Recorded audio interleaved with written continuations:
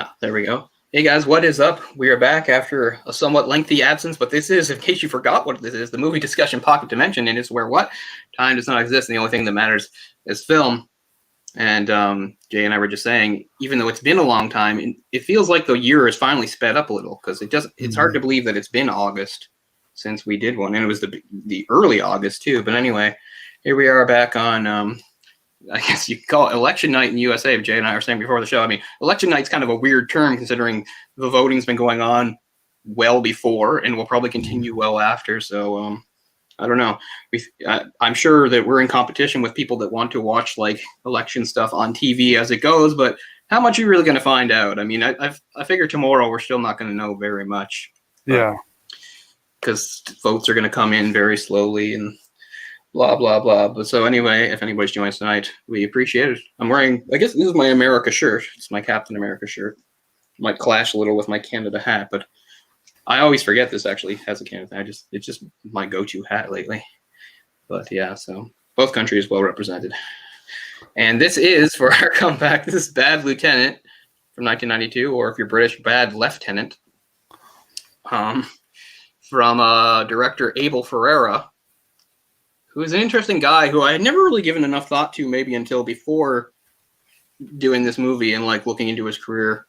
He's sometimes known as like the poor man's Scorsese, and that his movies are very kind of similar in their subject and tone and style and presentation to Scorsese. I found out that like, well, you know, he's very much remained kind of on the fringe.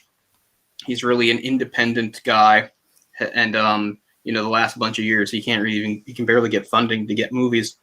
He's actually been a pretty popular figure in Europe throughout his career, where, well, he never really got the same kind of mainstream acceptance here, although he had a movie like this, which was fairly well received. And then I guess King of New York came out shortly after this, and that was another kind of big one. But for the most part, he's just sort of, more of a, not underground, but you know what I mean. Yeah, I'm a pretty big fan of Abel Ferrara. Did you know that before you picked this film? I don't know. I just know that like in the earliest days when we were talking about doing a show, I think Bad Lieutenant's one of the first things that we mentioned. So you could say this has been in the works for a long time. King of New York was 90, by the way. Oh, King of New York came before. Okay. For some reason I was thinking it's like 93 or something. Well, he originally wanted Christopher Walken in this role. And I think Walken pulled out like 3 weeks before the shooting was supposed to start. Walken's in like, I think 3 or 4 of his movies. Yeah. He worked with Walken. And yeah, King of New York is probably the most well-known one. But I guess he did the movie The Driller Killer in 1979, which was interesting because it came in that period before it was just before slashers had really become a thing. And it's not exactly a slasher if you watch the movie. It's more just sort of like a thank you, Al. We got to change the laws, man. So, you know. I never really cared for Driller Killer personally. I mean, it's for a first feature. It's fine. Yeah. It's not anything that I really care for. But it's more like a low budget crime exploitation thing. It leans into slasher territory, but I wouldn't call it a slasher. But got it right here. He did Miss 45 with Zoe Lund, right, who's in this movie, and apparently, according to some claims, co-wrote the script. Right. And in other claims, she didn't have much to do with it, and it was maybe her boyfriend at the time who did.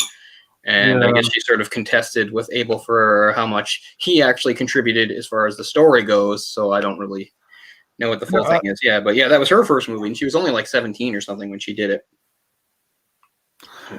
You've got a bunch of people using drugs, so I don't really know if anybody's story is really valid. Exactly.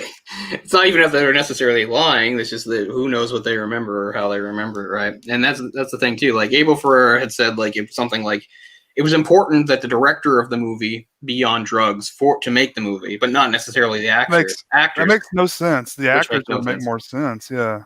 Yeah.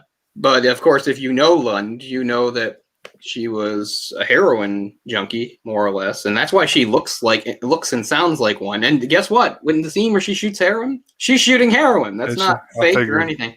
And she's an interesting heroin user too, in that like most people, heroin's not a glamorous drug by any stretch of the imagination.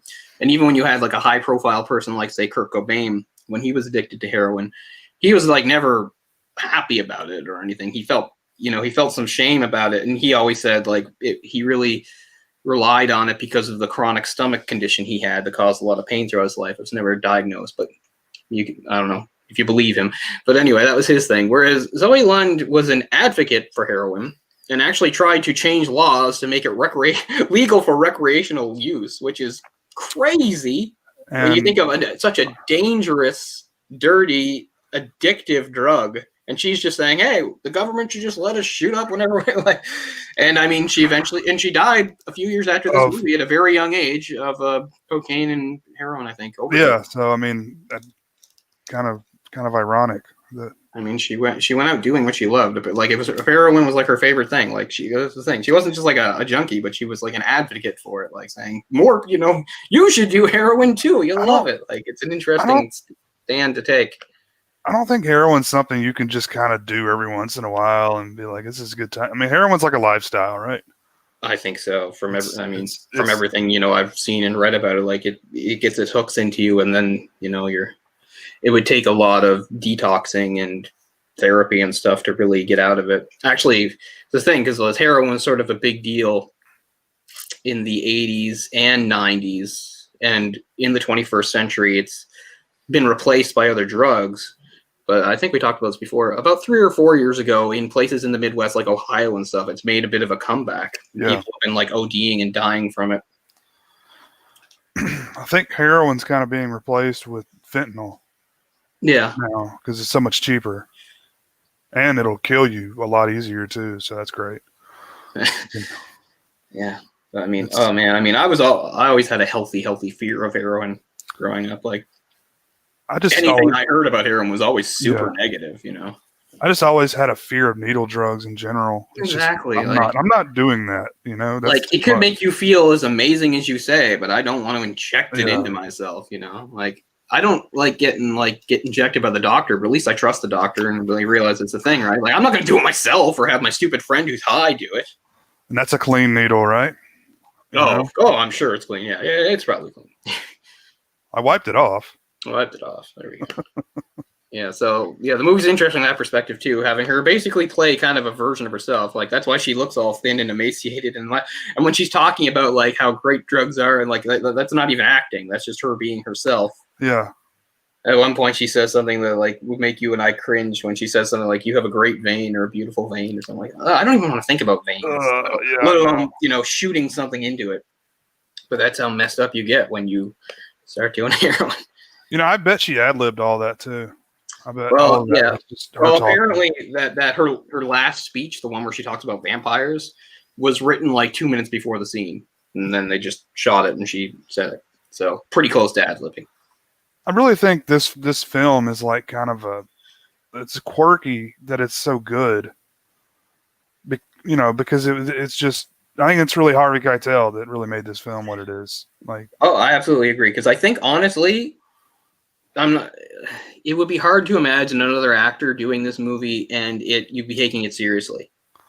Yeah, can you imagine Walken doing this? Yeah, I'm not trying to say that Walken can't do serious drama or anything like that, but I think if Walken did this, it would it would just be funny. Well, show me your mouth. Oh, fuck that dick. Yeah, I know. Some lines you just get, oh my god. That's true. But even like other actors, it's funny, like you always think of course, in that sort of vein of Ferrera and Scorsese, so you think of like De Niro and Pacino, like they could both do this. Or like Keitel is kind of like the forgotten. I always think of them more as a trio than two guys. I always think that Keitel is kind of up there with those two, and that he followed he's the same generation.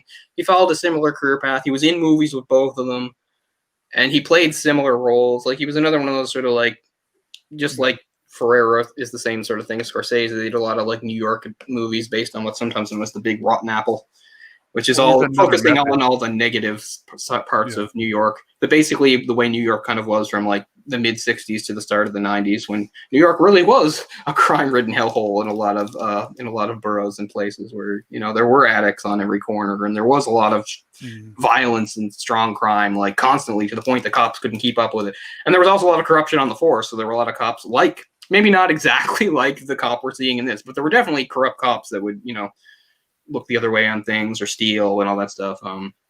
There's that show towards the tail end of it. Remember The Thin Blue Line, about that group of cops, and it all came crashing down in 1988.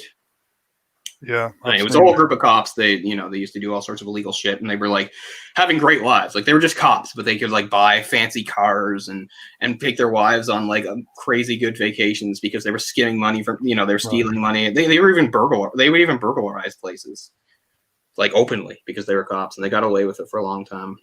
But so yeah, that was all through the 80s, and it came to a head in 88. So this movie comes out in 92 when that sort of stuff's still definitely going on, although not as much. New York really transformed quickly in the 90s.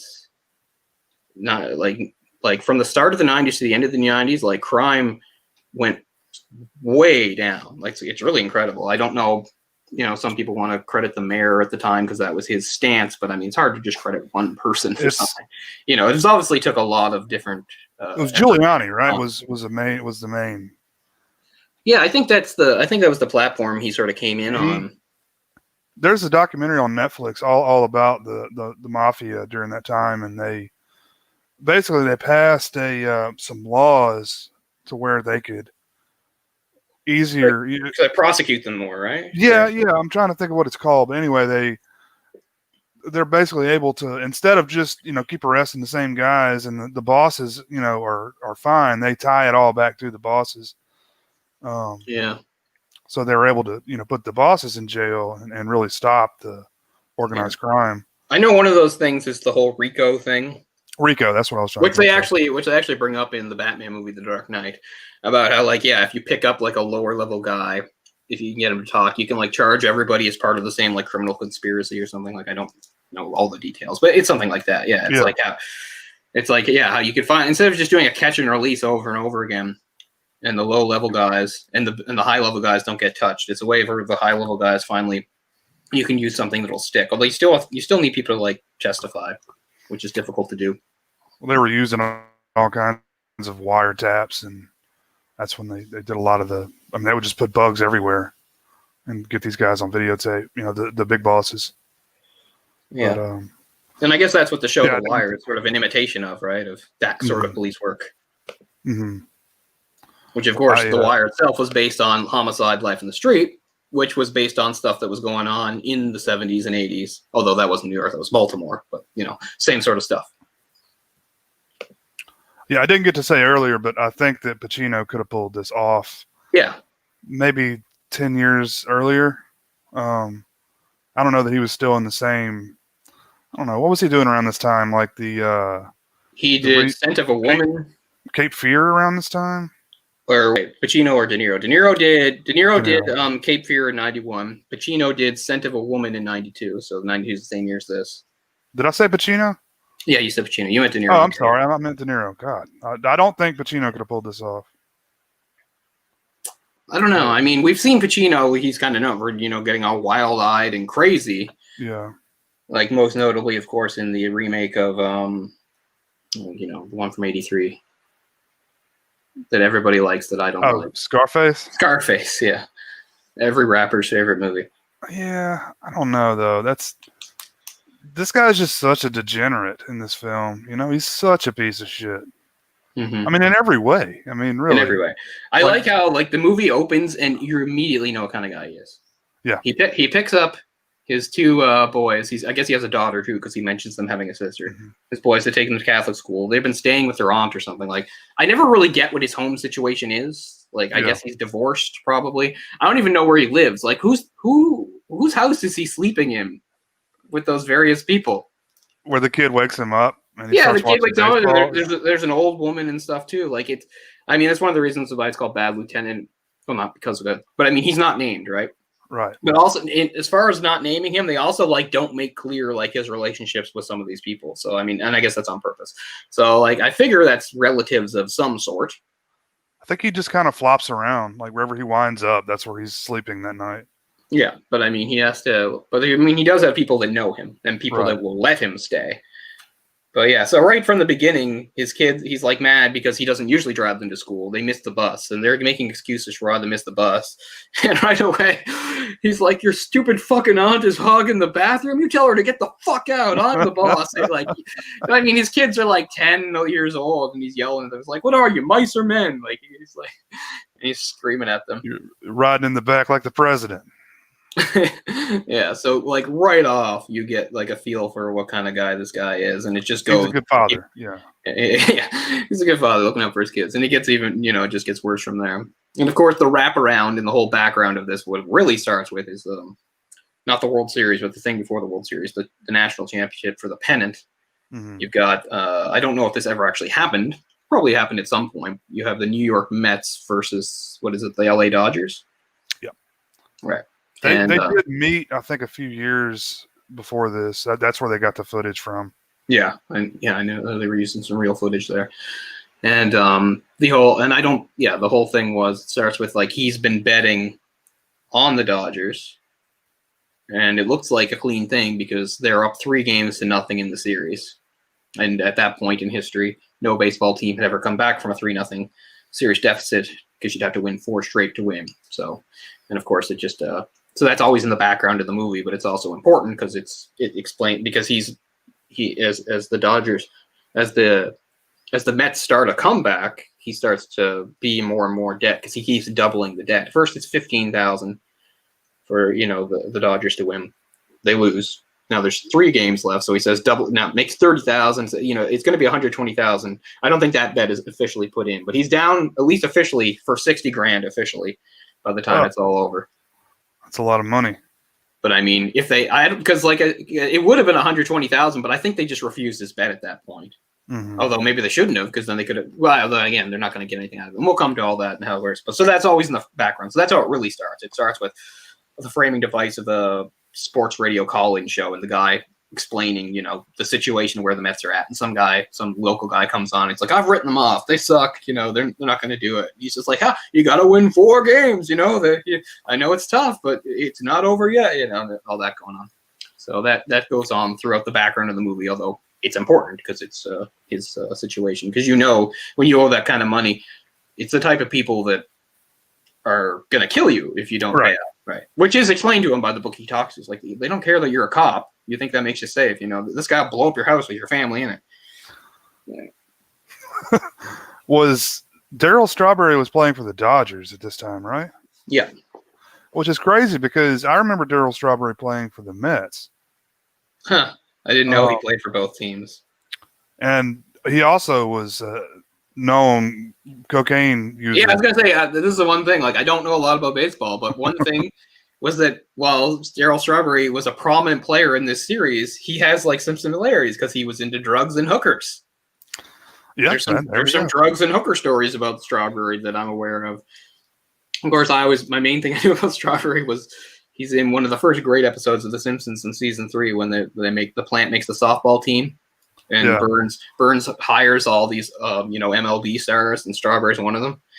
And Strawberry is the only member of the team to not be befalled by a misfortune to make him miss the championship game. So remember, the whole thing is he loses all the ringers to various things. Right. He tempts fate. He said, it's like 9 misfortunes. I'd like to see that. And then various things happen. Barney punches out Wayne Boggs. So I guess he has a concussion and can't play. Mike Scioscia, I think, is the one that gets radiation poison from working at the plant. Steve Sachs gets arrested for no reason and just held in jail. Jose Canseco constantly has to keep getting stuff out of a burning woman's house. Like, first he rescues their cat, but then she makes him keep going back in to get all her stuff. Who's the other guy? Was Don Mattingly there? Don Mattingly's there. Don Mattingly didn't have a misfortune. Mr. Burns just kept screaming at him to shave his sideburns. Yeah, that's what I was going to say. Even though he didn't have sideburns. So he just told him to go home. He just shaves up the side of his head. I don't know what you think sideburns are. He's like, that's it. You're out of here. His last line's good, too, because he goes, I still like him better than Steinbrenner. And even a non-baseball person like me understands that reference. And Ken Griffey Jr. gets gigantism by drinking some old 19th century brain and nerve tonic that Burns tries to give to make the team have. A guy whose name I forget, the only name I forget is the guy where he gets hypnotized into thinking he's a chicken by the hypnotist that's supposed to be making. I can't remember which player that is. Yeah. I can't think of his name. It wasn't And Randy Johnson, was it? That was before Randy no, it was Johnson. before Randy Johnson. So some guy with a beard, although I don't know how helpful that is because he wasn't Wade Boggs. And there was another player. He was another black player. He went to like some sort of like house of mystery and like fell into like an alternate dimension or something like that. I can't remember which player that was either. But anyway, that's a super thing. But anyway, Darryl Strawberry is the only one that's still there, and of course he plays Homer's position. So even all the other plant players get to play. Homer can't play because Strawberry's there, and Burns loves Strawberry, and Strawberry calls him Skip, and they're best friends and everything. And of course at the end, he pulls Strawberry out. He's like, he's like, well, the pitcher's right-handed, and so are you. I want to flip it up, get a lefty in there. It's what good managers do to win baseball games. He's like, but I hit 9 home runs today, and he's just like, get out. And he's like, no, and that's how Homer gets up to bat. It's called Homer at the bat, by the way. But yeah, so that was my first introduction to Darryl Strawberry. Homer's like, the ball, there's like a pop fly ball. Homer's like, I got it. And then suddenly Strawberry steps up behind and goes, I got it, and leaps off screen and catches it somewhere up in the sky and lands. Oh, so good. But yeah, so I know Strawberry was obviously a really good star player, but that's the other thing I knew. He had something in common with the movies. He liked hookers and blow too. Maybe they chose him for that reason. Yeah, they say Strawberry like 100 times. He's easily the most prominent player in the day. It makes sense though, because at least at this point, he's the Dodgers star player, and they're saying, if the Dodgers are going to close this out, they need him to do it. So yeah, that comes up a lot. What a fun last name to have, Strawberry. Darryl Strawberry. I know. Sometimes you get used to names when you hear them like from a famous person. But then you stop and think about them, and you're like, it's a fucking weird name. Yeah. I mean, baseball has a lot of them, too. And they're not even all necessarily like a foreign name, either. Although, it's hard. I'm trying to think of some that I knew. Like, one of the best players in the world is named Mike Trout. Mm-hmm. That's such a stupid name. Yeah, I was trying to think. There's a bunch of funny names. There's a guy whose name is like Pooh Holes. Yeah, that's an unfortunate name. There's I don't think it's quite NBA level, but there's a basketball player from like somewhere in South America, and his last name is Fuck. Oh wow! It's not pronounced like that, but like they wouldn't even let him put it on his jersey and stuff. Yeah. Well, I mean, of course, I'm familiar with all the hockey names, and there's plenty of weird ones because you have like Eastern European countries. And one of my favorite players, who actually I never saw in person, my parents would have seen because he was an Edmonton Oilers draft pick, and that was back when the Cape Breton Oilers and the AHL did exist. And he actually played 25 games for them, and he was too good. He scored 24 goals in 25 games before being called up. A Slovakian player named Miro Shatan, but his name was spelled Satan. Oh right. You've told me that before. Yeah. So it always seemed unfortunate that he never played for the Devils. Wouldn't that be a great jersey to have? A New Jersey Devils. So it's like says Satan on the back, but it's Shatan. But no, Shatan never played for the Devils, which is too bad. But one of the better Slovakian players, really good goal scorer. But so that's like the movie we covered on this channel. Was Shatan was the name of the movie, but it translates into Satan, right? Yeah, and that was spelled like it's spelled more like it sounds. It's like Sheitan or something. Like his name was pronounced Shatan, but it was literally spelled Satan, like Satan, which is pretty funny. And what's funny is like there's certain pictures you look at him and he looks like really scary.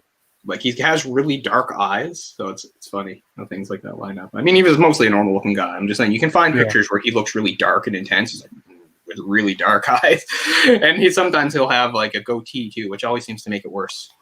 Right. I guess because you think of the devil. Sometimes the devil has goatee. Yeah. So. Little pointy triangle goatee. Yeah. Really good player. Led the Olympics in goals once when he was like maybe only like 19 years old. But anyway, Darryl Strawberry. So yeah, Darryl Strawberry comes up quite a bit in the movie, which as we said is quite appropriate. So. Yeah, so it's a character study. It all focuses on the lieutenant, played by Harvey Keitel. And the movie, brings up various heavy themes, the big one being, like, I guess, redemption, right? Like, can this guy, a man who's a really bad man, can he find redemption? And then, of course, the Catholicism is brought into it. This always seems to be the way. How come every time you have a character in, like, a movie who's like really deeply flawed and does all sorts of terrible things. But if they do have a religious side to them, they're Catholics. You know, I guess because it brings up like a great dichotomy or whatever or right. contrast, I mean, right? It's like it's almost an allegory for Christianity in general, because you know you screw up a lot and then you can go and get redemption from the church. But this doesn't even seem like the type of guy like. Yeah, I don't know. Like he's it's weird because that's what they always seem to make about Catholics. It's like no matter how far he like, there's probably points in his life where he literally thought of himself as an atheist, but it's like he's not. He's a Catholic. He still believes it deep down. It's still there. That kind of thing. Because he does say some stuff about the church, which I agree with. Like, and it's funny because like when they first get the news about the nun being raped, and they say that the Catholic Church has put out a $50,000 like bond for like information on bringing it in, and he's just Catholic Church, He's just like people. He's like girls get raped every day, but they're Yes, Ark, I did point that out.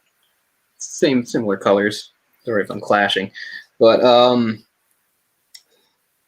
yeah, he says girls get raped every day and they don't care, but now one of them wears a penguin suit like that, and they're like, "Geez, show some respect." Yeah. He's like, "What?" And he's like, "The church is a racket." And I agree with that. The church is a racket. That wasn't Keitel that said that, was it? Yeah, it was. He's the one who said it was a racket. Okay. They were really mad. Like, show some respect. And then they like, "Are you a Catholic?" He's like, "Yeah, I'm a Catholic." And then they just don't have any follow-up to it because it's like, I'm not going to have a big religious spiel, but I mean, I'm not going to say there's nothing good about the Catholic Church. Sure there is. I'm not going to take any easy pot shots either. But it is true that the Catholic Church, from its very beginnings, was more about holding on to money, power, and influence than, being good for the world or glorifying God. That's just fact.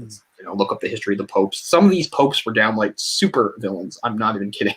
That's all very interesting stuff. But I mean, so so at first he's like, I don't care. But later in the movie, as things get worse, like he does sort of turn inward again towards that religion, which is always, it's like I said, it's always suggested in these movies with Catholics. It's like, oh, they deny God or they commit these sins and they say, fuck it, it doesn't matter.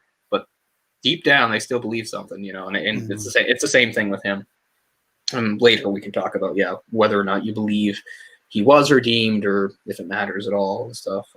So it takes a while before you find out, because I mean the rape of the nun is really what gets things going, but you don't know that when it happens because some other stuff happened first too, and it just never gets followed up on. Like the first crime scene he comes to is like a double murder with like two people like shot in a car or something. Yeah. And you think, is this going to be the case? But it's not. It's just, it's just a case he happens upon and talks to some cops about and then just sort of leaves. Well, he tries to confiscate some of the cocaine in the car. Right. That's the second one. That's a different car. Oh, it's a different one. Okay. Yeah. But you're right. He does. And go ahead. Well, yeah. And he accidentally drops it. And the other, I guess, detective sees it and he's like, "What's that?" He's like, "It's evidence. Cocaine, book it into evidence." Yeah, and they just sort of look at him like it's pretty obvious to them that he was trying to steal it, but they're like, "Yeah, evidence." It's funny. It shows like how out of touch I can get sometimes with this stuff. Because I mean, it's not like I haven't seen a lot of movies or read a lot of things with like drug stuff. I have, and yet I actually managed to watch the movie twice because it's short. So yesterday, when I was watching it for the first time in a long time, when he's going to that second car and he's like, here eyes and the crowd's there. He sees a prostitute that he knows. And he leans in and like asks her, what's the score here? And she whispers, there's a key in the back seat of that car. I was so dumb that I forgot what key meant in that thing. Like I was like, key. And then I was like, oh yeah, exactly. Right. I was like, oh yeah, drug slang. Stupid me. I was like, key, of course. Yeah. But yeah, some things I just forget, I guess. But yeah, he's already like high or drunk or whatever. So he fumbles it and drops it. Like, I don't think there's any point in the movie where he's fully like sober. Like he's always got something in his system, this movie, whether it's drugs or whatever, or alcohol or whatever. Like there's never a time where he's completely sober. Every time he's about to sleep something off, he ties another one on, as they say. At one point, early on, we see him smoking crack. Yeah. And then we see him doing coke, and he does the heroin. What is it that he smokes? Does he smoke heroin and he gets heroin shot up into him? I think so. I'm not great at identifying that sort of stuff. I mean, yeah, at one point when he's smoking something, he just says like it's good shit. So I couldn't really, I'm not up enough on the drugs to know if that's a different sort of like crack cocaine or whatever.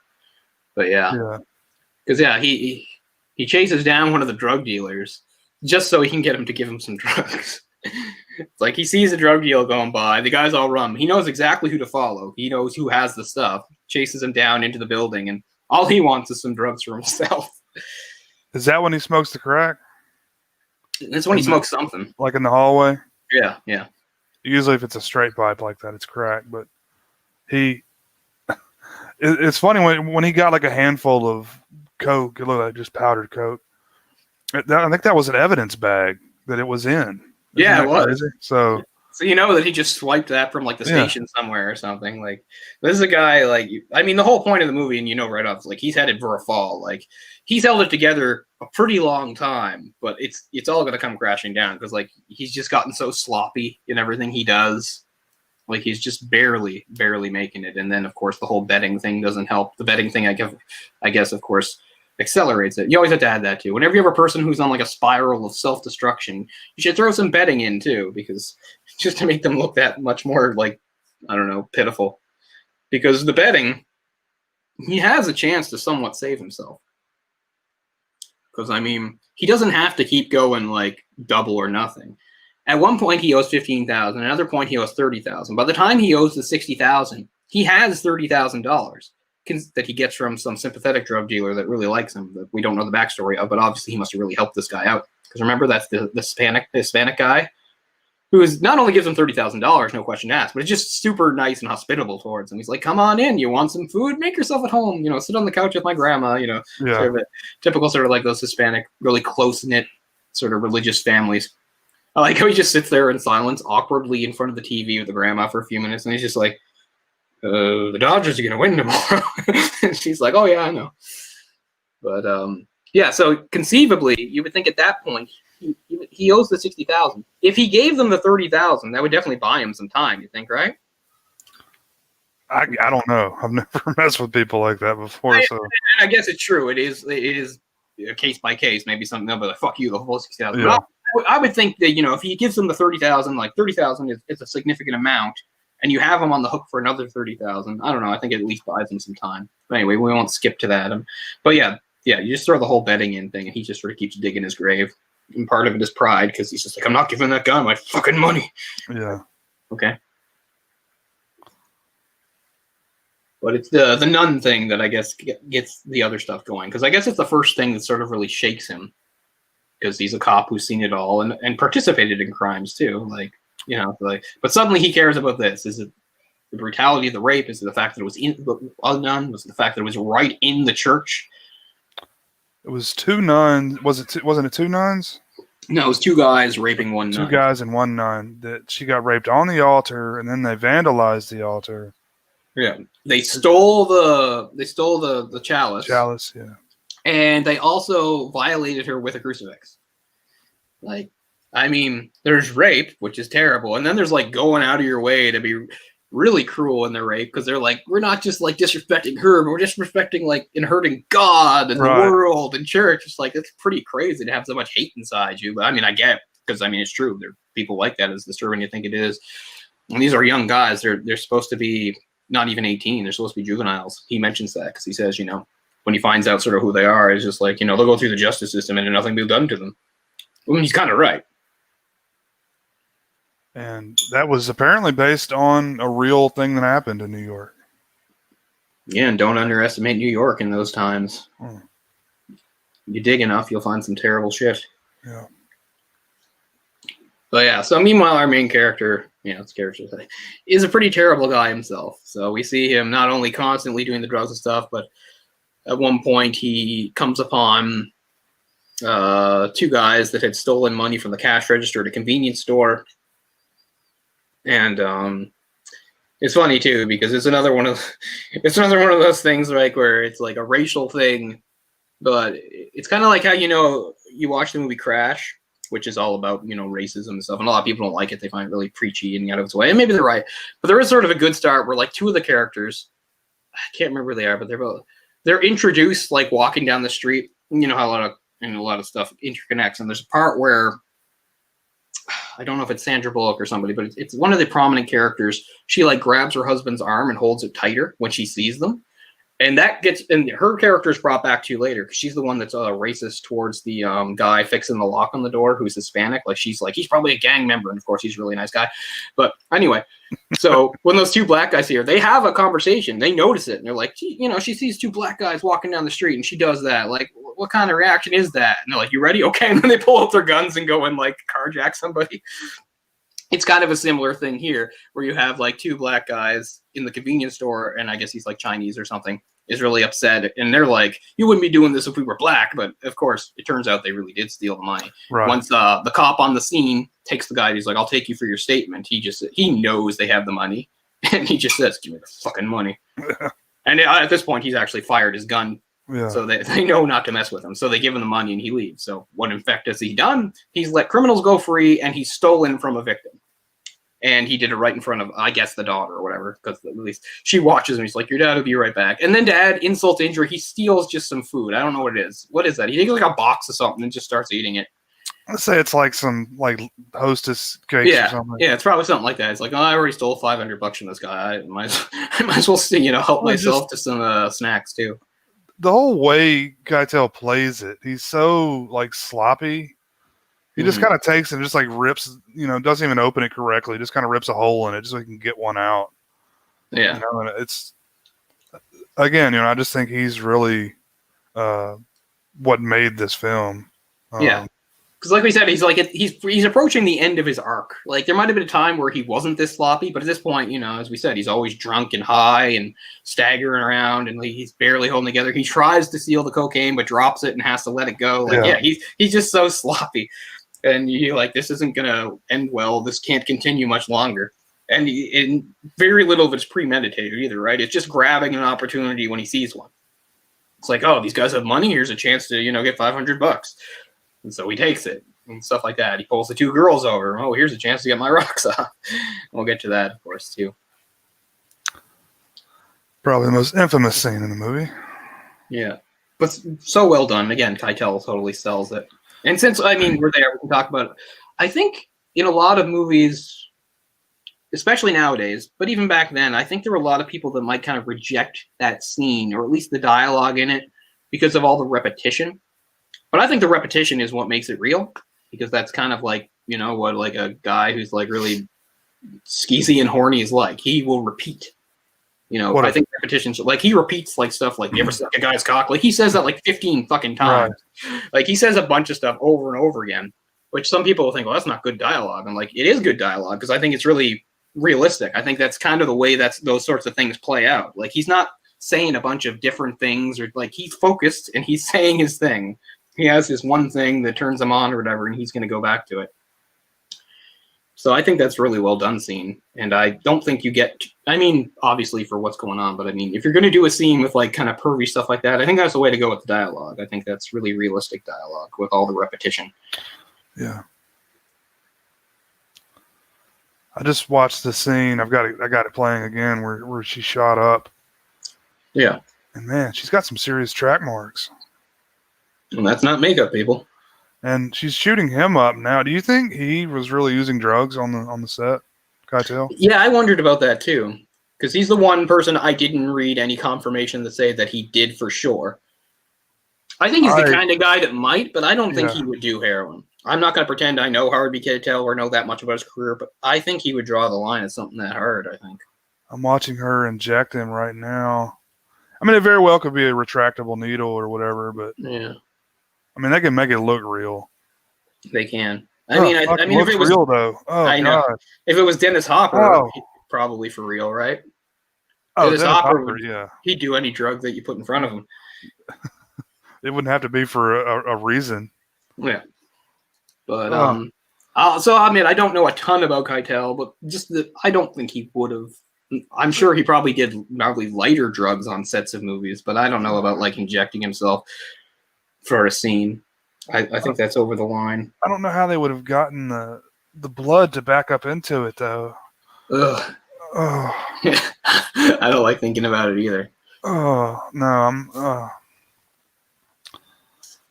I don't know. I could believe that he did it. He may not have, but I could believe it. Like same here. Because he's so method, and you kept seeing that he was in character the entire time on set. So He very well could have been just whacked out of his mind on drugs the whole time. That's why he acts so well. Yeah. I mean, if you had to ask him to like walk a straight line on the set of that movie, he couldn't do it. There's just no way. Yeah, but yeah, it really works. Yeah, Harvey Keitel. I don't know if he's underrated. I mean, people definitely know about him, so I don't want to say he's underrated, but I want to say he's a little underrated because he never really achieved like the star power of say a Pacino or a De Niro, where I feel like he did everything they did just as well.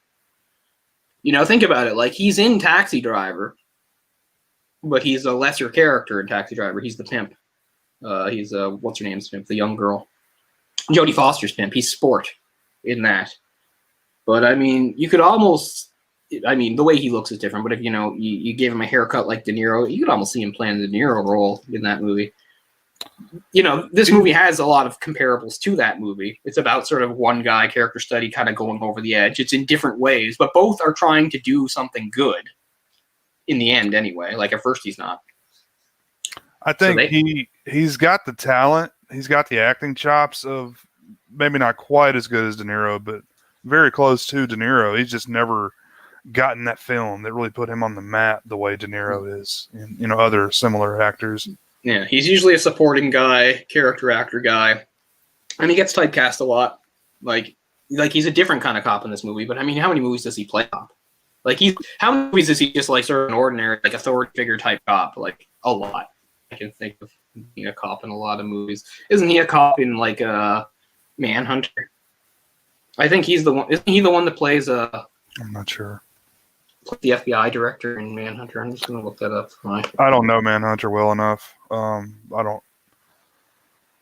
need to watch it again because I know everyone loves it, but it's okay. We've had this discussion before. I like Manhunter and I like Red Dragon. I think they both bring different things to it. But if I had to pick one, easily Red Dragon. Michael Mann, I have a lot of problems with his pacing of his films. I know it's intentional and deliberate, and it's his style. I just don't personally care for it. Yeah, I've never been a big Michael Mann fan either. No, it's not Harvey Keitel. Who the hell? I need to look up. Who is Crawford? No, somebody named. Oh, it was Dennis Farina. Remember Dennis Farina? He was on NYPD Blue, wasn't he? Yeah, the guy with the mustache and the strong accent. Yeah, it was Dennis Farina who was in that with that Chicago type accent. So he was Crawford. Or wait a minute, maybe Keitel was Crawford in Red Dragon. Yeah, I think I'm right. You think I would remember because I've watched Red Dragon like 1,000 times. I've watched that movie so many goddamn times. Yeah, Keitel is Crawford. So I got them mixed up. Keitel is Crawford in Red Dragon. You had the character right, just the wrong movie. Yeah. And I think he's a much better Crawford than the guy who plays him in Silence of the Lambs. I think Silence of the Lambs is almost a perfect movie, but I wish I could flip that Crawford for the Harvey Keitel Crawford from Red Dragon. He just seems a bit too much like a pencil pusher to me in Silence of the Lambs. Oh, I'll throw in some shade here. Oh, I missed it. I was on a different screen. That's interesting. I mean, we talked about before, like Hannibal is, I don't know. There's things I like about it, but I think it's super flawed. Even the book too. Like it was a book Harris didn't really want to write and kind of got forced into writing, and it's still really well written. I like the book a lot. Right there. Within reach, people. But and there's things I like about Hannibal. Actually, and it's funny because I mean, I've made the controversial statement that I actually like Julianne Moore better as Starling, and that's her in Hannibal. But Hannibal just gets a bit too goofy for me, and I don't like the ending of the book or the movie. I don't really like either of them. I don't like her running off with him or anything like that. I know she doesn't run off with him in the movie. In the movie, he like cuts off his own hand so she can to get away and not hurt her. Like he could cut off her hand, but she just like cut off his own hand. There's things I like about Hannibal. It's a really good-looking movie. Is Hannibal done by Ridley Scott? I think it is. So. Yeah, and it looks like a Ridley Scott movie. It looks really good. Of course, it's got locales in Rome and stuff. So I like Hannibal a lot, but no, I would, whether it's the book or the movie, I have to put it behind Red Dragon and Silence of the Lambs. We need to do a commentary for all of those. We did a commentary for Red Dragon. And then we said, and we said we would do others. Did we do Silence of the Lambs? I think we did Silence of the Lambs. Did we? I will double check. We definitely we did. We very well may have. If we haven't, I want to do it. I really want to watch Hannibal again. It's driving me nuts that it's not on anything that I have. The TV series has returned to Netflix. It's a really good TV series, which takes the whole thing and sort of mixes up the order of events and stuff. But yeah, I would really like to watch Hannibal again. It'd be great to do a live commentary on it because it's a movie I have a lot to say about. Because here we are talking about it. I think I have a DVD around here somewhere. Yeah. So plus, at that point, I think Anthony Hopkins, of course, is Lecter. He's a brilliant Lecter, but he's a bit too much of an old man at that point, too. We should do Manhunter as well. Yeah. Manhunter has some good things in it, like Inagata Davida. Like, there's a really great scene that features Inagata Davida. And Tom Noonan is Dolarhyde in that. Right. And I don't know if people remember, but whenever I compare Red Dragon to Manhunter, there's all sorts of things to talk about. One of them that drives me nuts about Manhunter that I can't unsee because I've seen Red Dragon first is I feel like the lines in Manhunter are all rushed. Like, it feels there's no dramatic pauses or anything, and it drives me nuts, especially Dolarhyde's dialogue. Because remember that part where he captures Lowndes and he has Lowndes glued to the chair and he's making him look at all the, he's making him look at all the weird slides and stuff like, do you see and stuff. Like, I love how Ralph Fiennes, or however you say his name, like delivers those lines. I hate how Tom Noonan does it. There's no gravitas to it. He's barely projecting, and he's rushing through the lines. He's saying, like, you don't understand. You're an ant in the afterbirth. What you owe me is not fear, Mr. Lowndes. You owe me awe. I'm like, come on, slow it down, man. Like, I don't like that. Yeah, me too, Lance. Red Dragon is almost, I hold it almost as high as the other. Red Dragon is my favorite story of all of them. Yeah. But I just mean in terms of like quality of how good the movie is, I would go with Silence of the Lambs. But as I said, I love Red Dragon so much. I've read that book a bunch of times. Yeah, you're just a fan of the story. Mm-hmm. But I mean, in both. General, right? I'm happy that Manhunter and Red Dragon are both good adaptations in their way. But I would say Red Dragon's better. And again, for people who don't know, another bias comes from being such a huge fan of Ed Norton. I was about to say it. Yeah, I love Ed Norton, and actually, he's somebody we haven't really gotten to do much of on this show, have we? So we'll have to try to prioritize maybe something with him too. Let's do what's the where he's on trial? Primal Fear. Let's do that. Yeah, that's his first one. Yeah, I'd like to do Primal Fear. It's a really good movie and a really good book. I don't know how you feel about American History X or anything like that. Oh yeah, I love it. Isn't Primal Fear over there? Sorry. I thought I had Primal Fear right next to the Harris books. I must have reordered them. Not there. It's somewhere. But anyway, got derailed there. Not that I mind. I love talking about that stuff, and I always am happy to address stuff that people bring up in the chat and things like that. So no problems there. I just want to double down on some of the Harvey Keitel roles. Oh, right. He's one of the guys in Reservoir Dogs, too. And Pulp Fiction. And Pulp Fiction. And Copland. See, he's always like a cop or a criminal. And I didn't even know this. I know I've talked a lot of shit about a movie I haven't seen because I don't give a shit about The Irishman. But guess what? He's in The Irishman, too, because he has to be, because that whole group is in it, right? Yeah. So, of course, he's in it. I haven't seen it yet. It's not like 3.5 hours I want to invest in. I will watch it. I need to watch it. Holy shit, he was in Chinatown, too? I haven't seen Chinatown in so many years. Is that Here's a movie Keitel's been in that I've thought about us doing. I don't think it's that controversial anymore. It's controversial in this day, but The Last Temptation of Christ. Speaking of that whole faith thing, right? This movie, of course, right? Yeah, I think so. Or let's double check that just to be sure. Yeah, that's Scorsese. But this movie, of course, like we said, leans hard into the Catholicism and the imagery. I will say this: I think some of it's over the top. Like, they do a fairly good rape scene. We've talked about rape scenes and how you can approach them so good, is a relative term, I suppose. They do a fairly effective rape scene showing, her pain and fear and their aggression and also just all the terrible things they're doing to her in the church and stuff. But they also intercut it with cuts of, like an actor as Jesus, suffering on the cross. I don't think you need that. I would rather you just cut, if you want to do that, cut to in the church a shot of their crucifix with their image of Jesus. Like, I don't think you need an actual actor as Jesus going, oh, like I think that's over the top. I think it was a reoccurring thing because that's what he kept seeing too when he was like hallucinating. Right. So towards the end, right? Yeah, when he's in the church after he talks to her, he sees like that same image of Jesus standing there, and he's yelling like, "Where were you?" And I love how he calls him a rat fuck. That's kind of that's an old school thing. People don't say rat fuck anymore. I'm sure everybody said that in like New York in like the 70s, 80s parks, and I think that's died out. Rat fuck. We need to bring it back. Yeah, it's a really good New York one, and I mean even outside of New York, it works. Gabagoo. But another movie that I've gone back and forth about, and I watched it a few months ago because I hadn't seen it in a long time, that Harvey Keitel's in. And it's one because it's him not playing his usual role, is The Piano. He's really good in The Piano, even though he doesn't talk much in it. It's one I haven't seen. Yeah, I mean, it's a different thing. It's a sedate period piece drama. It's not like any sort of action or anything like that, but it's a really good movie. And it's a different role for him because he's playing like, I think he's from Ireland or something like that, but he's like an Irish guy it takes place in New Zealand. And he's like really assimilated into the New Zealand culture. Like he's gotten all their tattoos and stuff, and he speaks the Maori language.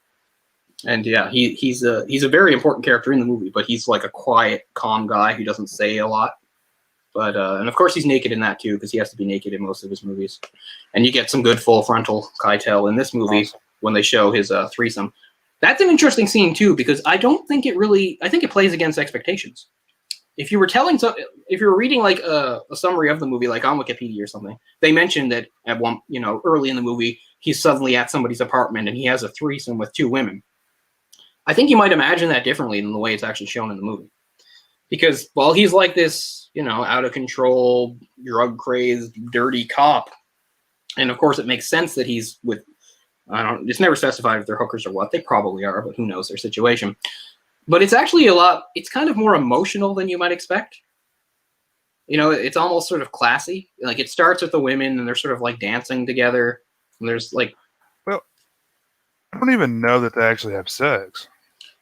I mean, not that we see. I mean, I'm sure it's implied that they have sex. Or they don't show it. No, they don't show sex. They only show like some embracing and sort of swaying. But that's what I mean. It was almost more that he just wanted the contacts. And I think, and that's what I mean. Like you can imagine the scene and think, oh, okay. When you think about like what he did with the two girls, you can picture him like, railing one of them and saying, yeah, come on, you whore, really. But it's not. It's very emotional, like you said. He's looking more for like someone like an emotional connection, like somebody to touch him and hold him in sort of a tender way. Plus, he's all hopped up. We don't know. He's drinking like whiskey or something, or he may not even be able to get it up at that point. As much substances as he's on. So, well, I mean, we see for a fact that he doesn't at one point, but then again, we know that most mainstream movies don't show they usually don't show full frontal with a penis. But if they do, it's never erect. So of course that's what I want either. Though. That's the only way I want to see it. Yeah, well, here's something. You get a quick shot of an erect penis in Possessor, the movie I just saw by Brandon Cronenberg. I mean, it delivers what you expect, man, if you want to talk about it. Like, very extremely violent check, extremely sexual check, a big mindfuck check, an extremely, like, bleak and cold and sterile feeling, like, check. Like, it's Brandon Cronenberg, but it feels exactly like his father. Good. It's a really good movie. I really like it. I think you'll like it too when you get a chance. I'm looking forward to it. Yeah, I heard it's supposed to get VOD sometime early November, so hopefully. Yeah, it probably should be pretty soon. I lucked into being able to see it at the theater. I was surprised by the people that were in the theater with me. Some older people. Although, I mean, I guess that makes sense when you think about Cronenberg's career. I mean, if they were Cronenberg fans back in the 70s or 80s, they'd be pretty old now. So, I mean, Cronenberg probably carries some weight in Canada, I would think, the name. Yeah, he does. Although, I mean, we're kind of typical like any sort of country. Like, we're still going to like give more attention to somebody that gets more of a mainstream success. I mean, that's one of the things I've talked about Canadian identity. And one of the problems is a lot of the times Canadians view success through the prism or whatever of American success. Like that's legitimate, right? Like if you're going to be big, you have to go prove it like in the US, like Jim Carrey did, or, that kind of thing. Like, and, we shouldn't think that way. And not everybody does. I'm just saying, but that is still sort of a perception. And I think it's kind of the same with Cronenberg. I think I've talked about this before because the Canadian film industry is what it is. It's, it's government funded. And of course, government stuff comes from Right. taxes and stuff. So, I mean, this wasn't specifically him, but I mean, another Canadian director I've talked about, Adam Ekoyan, I've seen people complain about him because they don't like the idea that he's government funded to make movies that don't even really make much of a blip on the radar or make any money. They're like, what's the point? You know, they're like, so they look more at somebody like, say, Villeneuve right now, who's making big, huge blockbuster movies in Hollywood. And I mean, that's great. I love Villeneuve, and so do you. We both love Villeneuve. But I mean, I'm happy for the modest success of somebody like a Cronenberg or a Goyan. And I'm happy that as intermingled as the Canadian film industry has become with the American, it hasn't been completely swallowed by it. There still is a standalone Canadian film industry, which I think is important. I think every country, it's important to have some sort of identity of their own with their film industry. I mean, it's great when countries collaborate. We want to see that, and that's what we do. And that's what Hollywood, and that's one of the good things about Hollywood. Hollywood's not a 100% American thing anymore, right? It involves people all sorts of countries. Right. But yeah, so I mean, Cronenberg definitely gets his due here, but I think there's plenty of people that don't really know him at all. I think Hollywood, as we know it, is going to cease to be as powerful as it has been. COVID is one thing that's helping that, but also it's just, you've got, industries growing in a lot of, Indian or Middle Eastern countries and a lot of Asian countries. Right. So now you've got like other countries that are finally can put movies like on par with it. Like last year in 2019, you had that movie, that Chinese movie, The Wandering Earth. I liked it. It had its problems. It wasn't great, but I mean, it was sort of a big deal because even though China's made a lot of movies, it was like their first true like big budget sci-fi movie. Like, there's going to be more of those now. So Lance Luss brings up a point that I think we need to make. He says he doesn't remember seeing a penis, I guess. But, okay, well, the scene as I recall it. Okay, or you go ahead. I was going to say he probably saw the R-rated cut Right. when he watched it, because there's a few things that they cut out. The masturbating scene, and then I think they cut that scene way down as well. Where it's really, I mean, I think when Harvey Keitel's nude, I think that's really the scene I think of when I think of this movie, because it just shows you his desperation and his pain and loneliness, all that stuff. Yeah. Everything, man, and it just very vulnerable. It shows his vulnerability. Yeah, vulnerability, exactly. And that's really the ultimate thing. So how it goes is, we open on the two prostitutes, and one is sort of like straddling the other from behind, and then eventually we see him, and it's a full shot of him standing, looking at the camera, and he's naked. And I mean, if you want to talk about his penis, you only see it for say the first few seconds. The camera, I don't know if the camera moves up or it's just the shadow, but then like some shadow sort of falls across his crotch, so you don't see it in good detail anymore.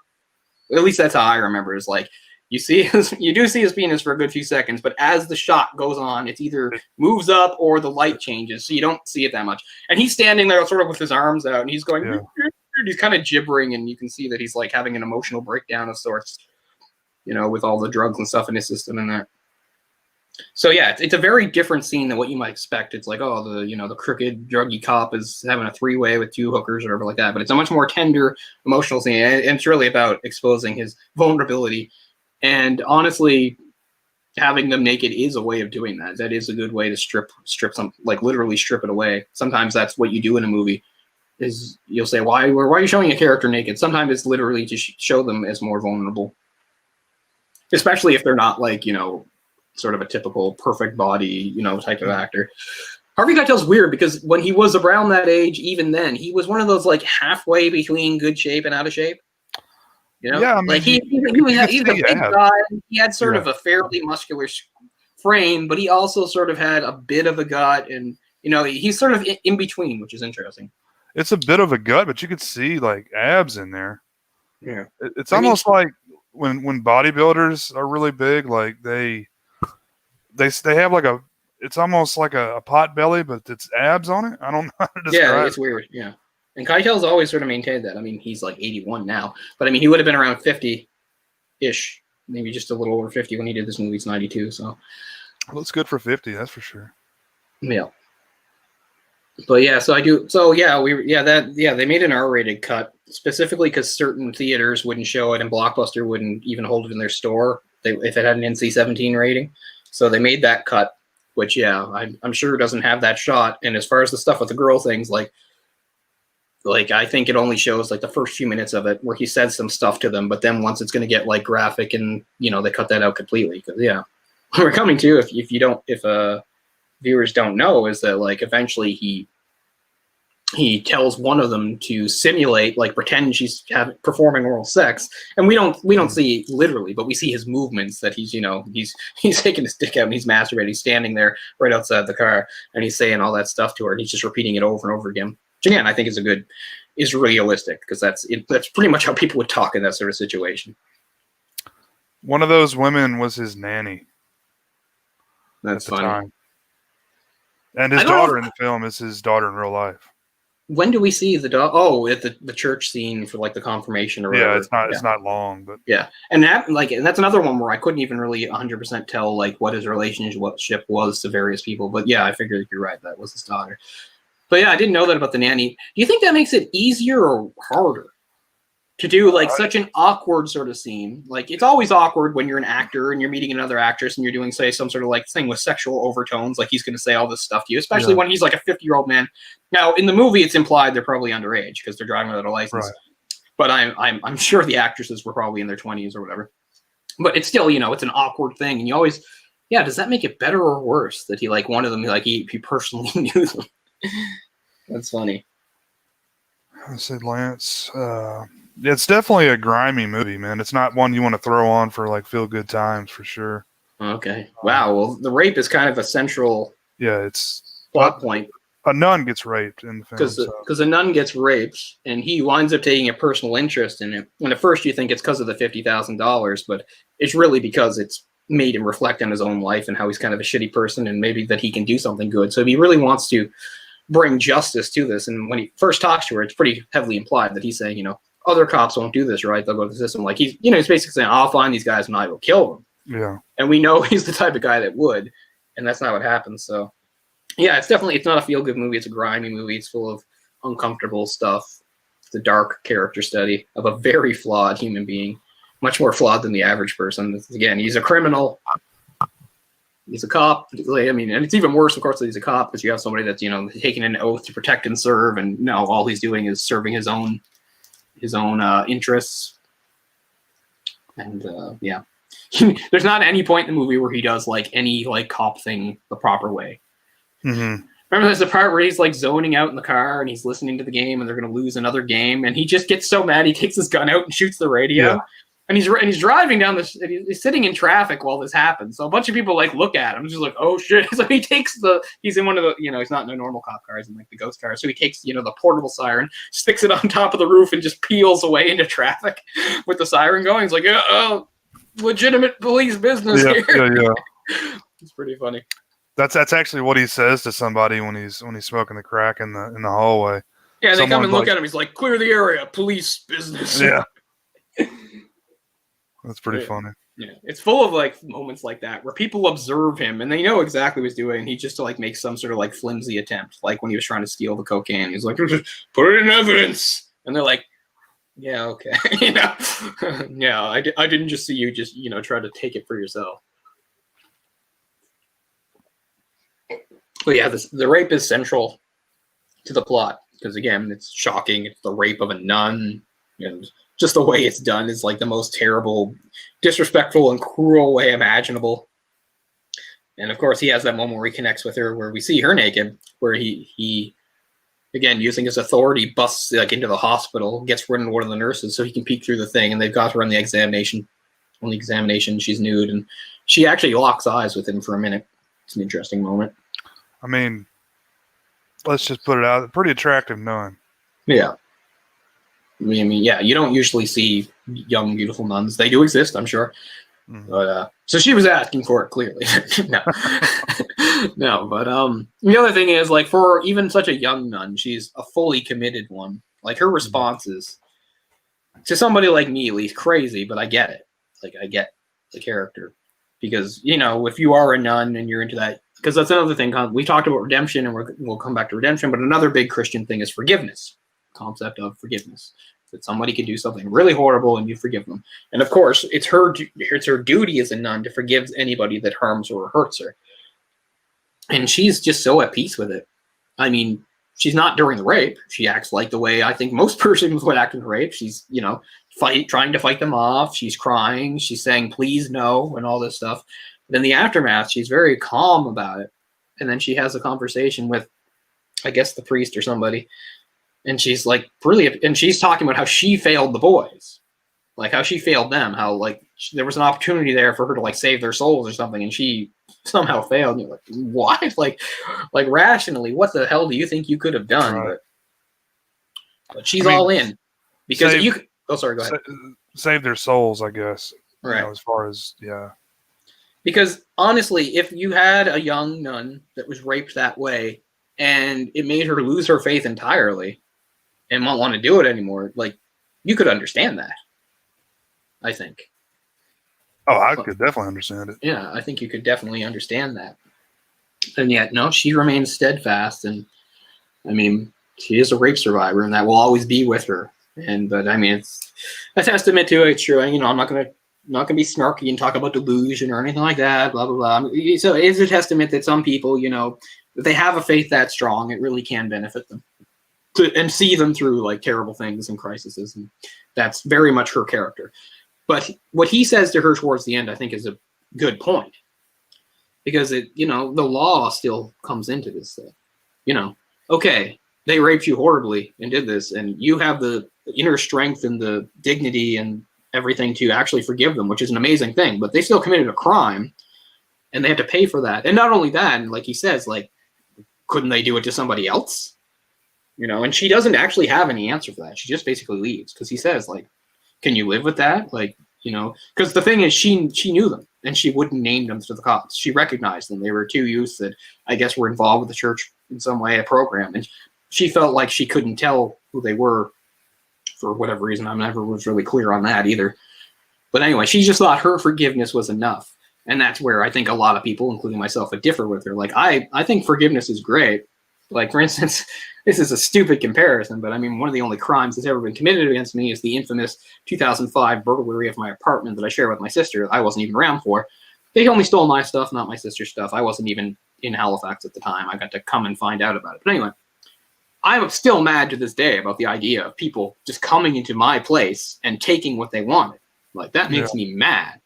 But I could conceivably, if I ever met the people, forgive them. It's not the worst crime in the world. But even if I forgave them, I'd still want them to pay for it. I want them to be charged, So she's really out there to me, like, just a much, much worse crime, obviously, like the ultimate violation, everything like that. And she's thinking, I've forgiven them, so it's like over. But it's not. The law has to come into it too. Yeah. I guess it's really just more of a, that's the way the church would look at it, as far as a forgiveness type thing, instead of the law. Mm-hmm.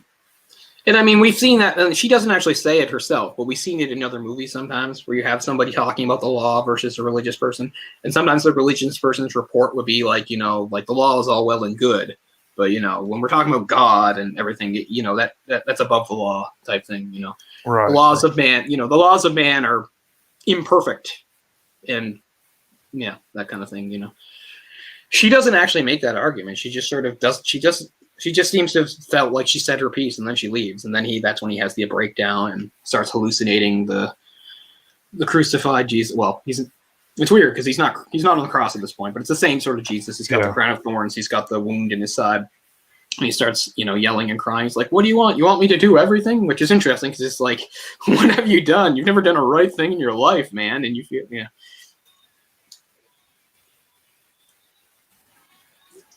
Trying to look up Lords of Acid were featured on the soundtrack of this movie.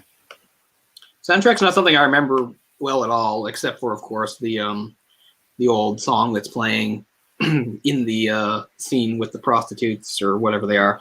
And that song comes back again at the end when he gets at the very end, just before the credits roll. One of those old 60s songs. Can't remember the name, but Da, da, da, da. No, wait, that's not it. I have it in my head, but I can't hum it properly.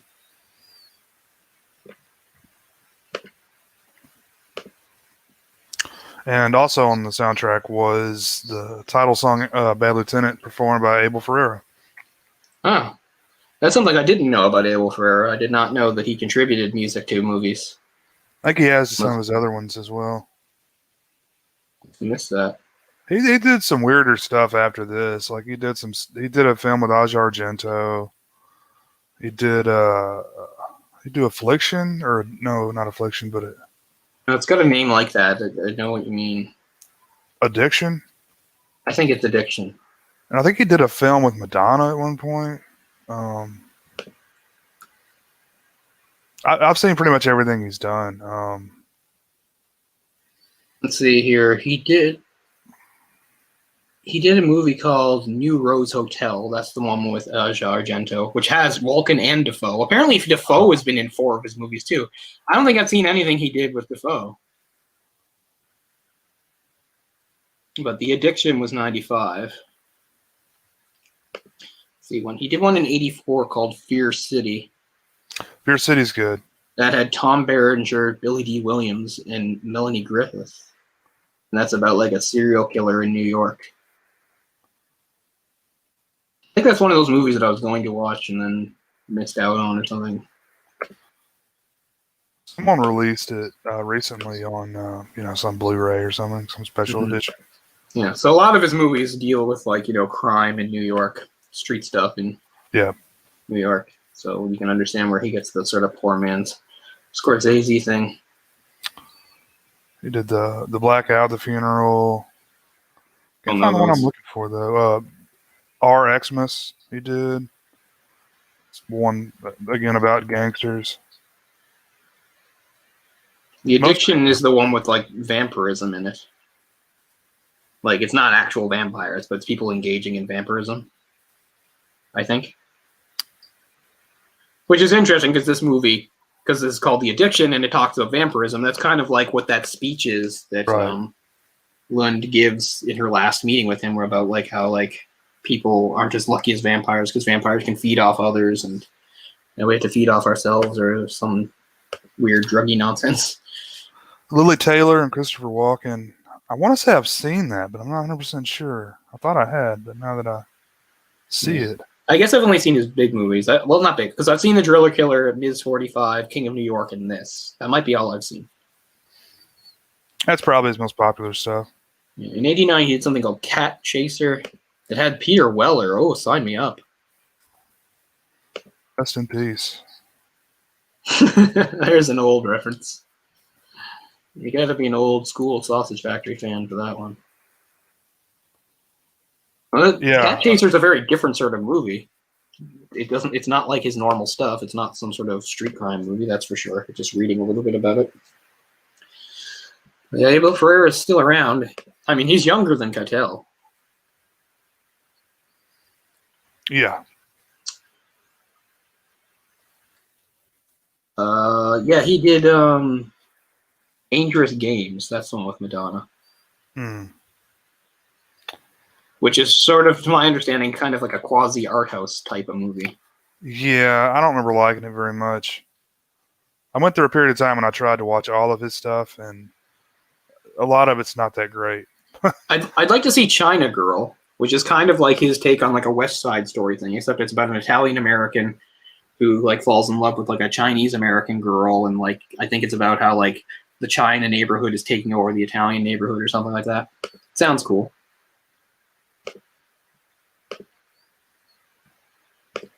So yeah, I should make an effort to see more of his movies. But yeah, I didn't see anything he did with Willem Dafoe. What movies are Willem Dafoe in? He may have been in The Funeral. I think that's another one that Walken is in. No. At least not top billed. And there's one that both of them are in. Walken and Dafoe.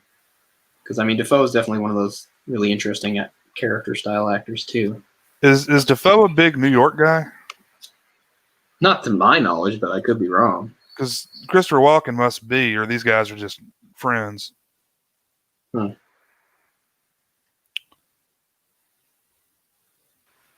Shit, I don't know what films he did with Dafoe.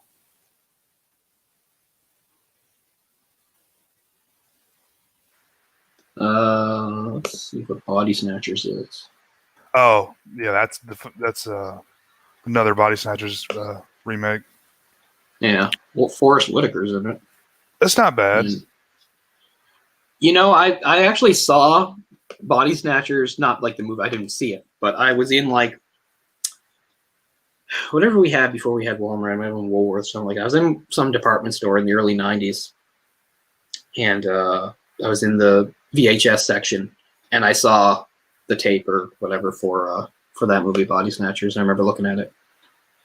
It has Meg Tilly in it, Jennifer's sister. Yeah. And yeah, it's one that was for some reason was always like on television and stuff. So I've seen that movie quite a bit, and I just love Body Snatcher films in general. As far as those go, it's not the best. Like the 70 whatever, 76. Yeah. Whatever year that is probably the best Body Snatchers film. Oh, that one. That's 78. Sorry. Yeah. 78. Okay. Yeah. I'd like to see New Rose Hotel because it's kind of a cyberpunk movie. Plus, it's got Walken, Defoe, and Asia Argento. It's wild. Yeah, it's good. It's not as good as the setup, but I mean, it sounds interesting. Yeah. Oh, it's got Yoshitaka Amano. That's so weird. Why is Yoshitaka Amano in that movie? Yoshitaka Amano, for those who don't know the name right off the top of their heads, is not an actor. Yoshitaka Amano is a Japanese artist, best known for being a character designer in the Final Fantasy series, although he's done lots of other games too, and he did like Vampire Hunter D and stuff like that. He's not an actor, but he's in that movie. Oh my god, that's cool. Gretchen Mol is in there.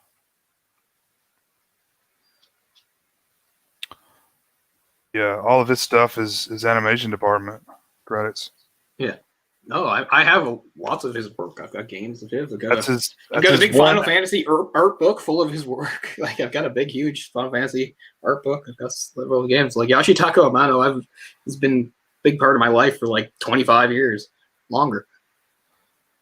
So it's funny to think of him appearing in a movie like for a role. He played somebody named Hiroshi.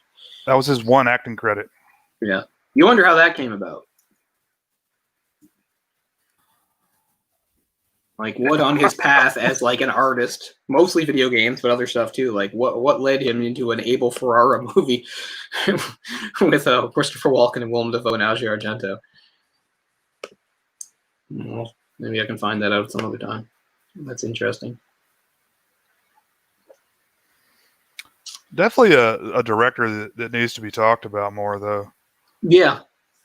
Because he's kind of like anti-establishment, because he's, this is like a, really low budget film. And they just kind of did like guerrilla shooting with it. They didn't have any permits to shoot. They just kind of went in there, got a shot real quick, like in one take and got out, Yeah, so. That's definitely not the only movie he did that for. So, I mean, it's kind of cool. I mean, it's kind of old school, kind of an old school way of doing things. Like that's what you think about the new Hollywood directors kind of started that style. Right. Yeah. You think of like, what is it? Hey, I'm walking here. Oh, Midnight Cowboy. Midnight Cowboy. That's kind of the stuff I think about. Yeah, like you say, you can see a correlation between like that and like a little later Taxi Driver and Mean Streets. Again, those are both Scorsese. But yeah, it's kind of a continuation. And I mean, what's funny is like when you look at a movie like Ms. 45, it's part of like a small subgenre, sort of a rape, revenge, exploitation type movie. There's not much to those movies, but I mean, if I was going to recommend one, I would recommend Ms. 45. Like it's a good watch. It's my favorite rape revenge film. Yeah, it's definitely mine too. And I can't say I've seen a ton of them because they're not really my thing. But I've seen a handful of them. And I mean, I've seen most of the like prominent ones, like I Spit on Your Grave, stuff like that. Yeah. But I mean, I Spit on Your Grave is just, there's nothing satisfying about that movie. It's just that's probably the number one when people say rape revenge, right? Yeah. So I Spit on Your Grave. I don't care for it personally, but that's just a movie. I don't think that movie, it's not a movie that I conjure up hatred for, but I think that movie just has no redeeming qualities. And it's hard to find redeeming qualities in a rape revenge film because there's rape and then there's revenge. Not much in between. But Ms. 45 I like is how it's done. An interesting role. Lund's first role, she's a French actress. I don't think that's why she doesn't speak, though, but she's a mute role, so she doesn't speak in it. I mean, in this movie, she does have a bit of an accent, but it's kind of muddled. It's hard to tell if she really has a French accent or what's going on there. Is it an accent or is it just she's really stoned? There's that too, right? Yeah. So it's like slurring her words and stuff. I mean, you know she's legitimately fucked up and legitimately injecting herself with heroin. No. I mean, she died 7 years later. Didn't even make it to 40. That's wild, man. That an advocate for the legalization of heroin for recreational use. Yeah. It's maybe next time. It's different. Maybe don't die of a heroin overdose and you'll help the cause. I mean, it wasn't a heroin overdose. It was complications from extended years of drug use. But yeah. I mean, no, China Girl's earlier than I thought. It's 87. Yeah, that looks interesting. And the main actress in it doesn't even have her own Wikipedia page.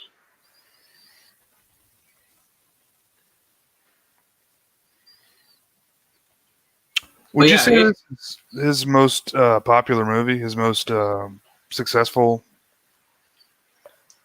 I think this is the one people talk about the most, and I think his most popular might be King of New York. Like, I think, I know them splitting hairs here about the difference between popularity and stuff like that, but I feel like since King of New York is a bit more accessible, you know, it's not as full of like disturbing stuff, right? It's like King of New York is probably the closest thing he has to kind of like a mainstream style movie, right? Like it's a gritty streets movie with crime and stuff, but I mean, it's on the same sort of thing with movies by somebody like Scorsese and stuff like that. Like, whereas this movie really gets in there, so it's not going to be for certain people because it'll make them uncomfortable or whatever. And the movie, like this movie, has sort of a free-flowing plot. With, again, it's not so much a plot as it's just simply following this character as he does this arc of sort of self-destruction and then chasing redemption and a very abrupt ending. Yeah. Yeah, King of New York is definitely, you're probably right. It's probably King of New York. Because King of New York's more accessible, is what I would say. So, yeah. It's got a lot of big name actors in it, too. I always get King of New York mixed up with another movie from the early 90s that had sort of a similar New Jack City? No. Because New Jack City had a lot of black characters. This movie didn't have that. Both had Wesley Snipes in them. Oh, is Wesley Snipes in King of New York? Yeah. Man, I can't even remember. I guess I really need to see it again because I can't. He's part of the rival gang, I think. Okay. No, he's not. He's one of the cops. He works with David Caruso. Okay, yeah. See, it's just been so long since I've seen it that I couldn't even remember he was in it. So yeah, it definitely merits another watch. There's this De Niro movie that I mix up with, and I'm gonna look this up and finally get answers on what the hell. A Bronx Tale. I always screw this up and mix it up with a Bronx Tale. So A Bronx Tale is the one where like one of them is like it's a kid growing up and his dad is like a bus driver who's just sort of an ordinary Joe who's honest, but he's in like a really crime infested neighborhood, and he comes to admire this guy who's like a big time criminal, and sees him as more of a father figure than his actual dad, and yeah. That was more of a period piece, though, wasn't it? Or was it just the past stuff? Was it ever present day in the Bronx? No, it was set in the 60s, I think. But yeah, so in that De Niro is the father. He's the bus driver. I'm trying to remember who Chaz Palminteri. He was the guy that like the son like really looks up to. So anyway, it's been a long time since I've seen either King of New York or A Bronx Tale. But I used to mix until like I would mix them up a lot. I would think, oh yeah, Christopher Walken's in A Bronx Tale. No, Christopher Walken's not in A Bronx Tale. He's in King of New York. And I think before we talked about King of New York, and I basically laid out the plot of A Bronx Tale. So I've seen both, but it's been a long time since I've seen either. And for the longest time, I was confusing them. It seems like recently I've heard people say I would take A Bronx Tale over Goodfellas. Lately, I need to go back and watch A Bronx Tale. I don't remember it that well. It has some things over Goodfellas. I mean, I don't think I could call it better than Goodfellas, but I'd never thought to make that comparison. That's interesting. Because I've never been a fan of a lot of those classic gangster movies. If you want to hear me really harp on it, watch our episode on Once Upon a Time in America. Because that's my favorite of like the classic gangster movies. So classic, you mean like Godfather or stuff like that? Yeah, like Godfather. The other one we just said, Goodfellas. Yeah, like because usually people put those not just at the top of gangster movies, but it's like the top of like movies. They're doing like top 10 best movies. Godfather could be number 1. Goodfellas might be number 5 or 6 or something. A lot of people, they're not for me, but I've never like criticized them. I'm not saying they're not good movies or anything. They're just I don't hold them as in high esteem. I mean, Godfather's a masterpiece in my opinion. I love Goodfellas a lot, but it's so stylized and so, with the soundtrack, it's all rock and roll music and stuff. It's just, I don't know. It's something that I don't like as much as some of the other stuff. I do like the film quite a bit. Don't get me wrong, but Goodfellas' tone never sat well with me because I felt like it kind of bounced around. Mm-hmm. I felt like sometimes it was serious and sometimes it wasn't, and I don't know if that was on purpose or it's just me picking that up and I'm wrong. But I don't know. Goodfellas is. I mean, it passes the easiest test for movies. Like how watchable is it? Like, are you gonna be interested in what's going on? Yeah, in Goodfellas, absolutely. I think you watch that movie, even though it's a long movie, you're really engaged. You want to follow what's happening. I don't think even for a long movie, I don't think there's any wasted scenes. So, I mean, I have plenty of good things to say about Goodfellas, but I've just never been the type of person, as somebody who considers himself, sort of a cinephile, that's just never been where I rank movies. Godfather and Goodfellas. Yeah. They're good movies. I really like them. And like you, I don't contradict somebody that says The Godfather's a masterpiece, because it probably is. It's just, it just has more to do with content than anything else. Like, it's absolutely perfectly executed. It's great storytelling. It's great acting. It looks good. The use of music is good. Like, everything. What it just comes down to is, how interested can I be in this story about the Italian-American gangsters? Well, that's maybe the most interested I can be. I'm not saying, Spider-Man's a better movie. It's not. But I like Spider-Man better than I like gangsters. People, I mean, the complaint I think The Godfather gets a lot is it's boring. I've never found it boring. And I mean, I get that. I mean, because it's a slow movie in some parts, but it needs to be, because it's an epic tale, Mm-hmm. And I mean, that's more of an era thing too, right? It's an older movie. Some of these older movies move a bit slower, and lots of them are really good. I'm not saying they all are. There's some slow old movies that are just slow and boring. That's for sure, but not The Godfather. No, I think every scene definitely fulfills a purpose. It's just the lighting in The Godfather and some of those scenes is so amazing, because it's natural lighting. And it always blows my mind that Godfather could have been directed by Leone. Because that would have been interesting. Because they offered it to him before Coppola. That's Coppola, right? Yeah. He had already done. But he was even if this is like the end of the '60s. But from the end of the '60s, he wanted to do Once Upon a Time in America, and even though he didn't wind up getting that movie done until '84. That was why he didn't take Godfather. It's like, no, I got this other thing that I want to do. That's why he didn't do it, which is interesting. Sergio Leone, Italian director. So, yeah, we could be in a very different world where The Godfather, I'm sure, would still be a really good movie, but it would definitely be different if it had been directed by him. Once Upon a Time in America is a good movie. Yeah, and again, like back when we did that movie, I'm never trying to make the argument, here's why it's better than Godfather. Right. It's not about that. I just like it better. I think they're different films. Really, it's kind of hard to compare almost. Yeah, I mean, the only reason to compare them is because they're gangster epics, right. Set in America in the 20th century. Let's see, Al says he loves, or Godfather 2 is his favorite. I like 2 more than 1 too. I like the flashback stuff, which is why I like 2. It was a popular choice. I love 2. Don't get me wrong. I mean, I think most people think 2 is the best sequel ever made. I guess it all depends upon how you define sequel. Like, some people will say that like Empire Strikes Back is a sequel. Some people say no, it's just part of a trilogy. Like, I don't know. That's a good sequel if it's a sequel. Yeah. It's my favorite sequel. Or no, it's not my favorite sequel. My favorite movie in the world is a sequel. It's Indiana Jones and the Last Crusade, which I was thinking about lately because Sir Sean Connery passed away. So I have a little tribute. Had to mention, of course, that he's in that as Indiana Jones's father, even though Sean Connery was only 11 years older than Harrison Ford. How old was he when he died? Oh, he was like 90. Was he? Okay. Or close to 90. So it wasn't like a reason. It was just like natural causes. As far as I know.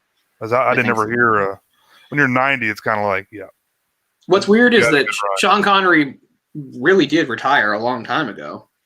So it's not like he's been in movies for a long time. And yet it still feels weird to me that we're now living in a world without him. I don't know why, because it's not like he's even been in anything in the last like 15 years. He hasn't.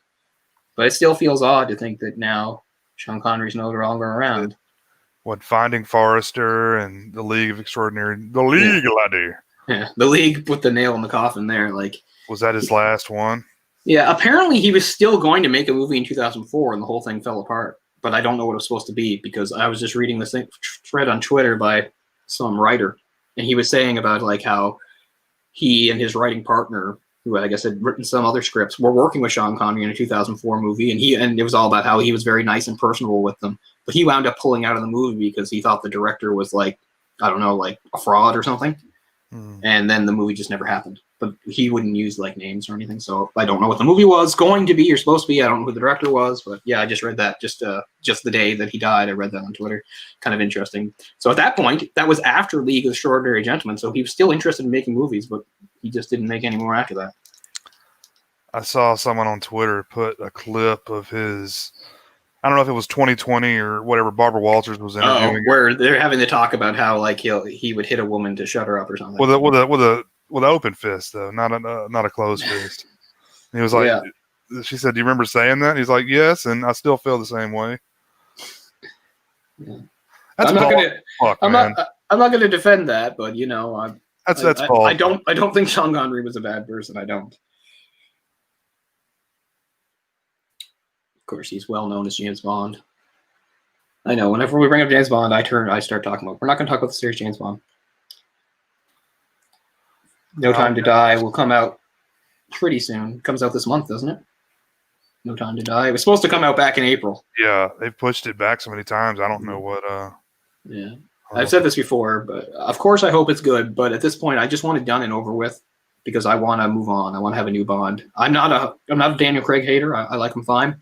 But 15 years is way too long for the role, and it's time for somebody new. We need a female of color to play Bond next. I don't know. It could happen, I guess. Remember, they were going to, whoever that, it was a black actress that played Moneypenny. They were going to possibly even make a movie about her, but that didn't happen. Oh, really? I'm not sure who that is. Yeah. Although I don't know why, because the whole point was the way Moneypenny was in. I guess it was going to be a prequel because the whole point. I can't remember which movie it was.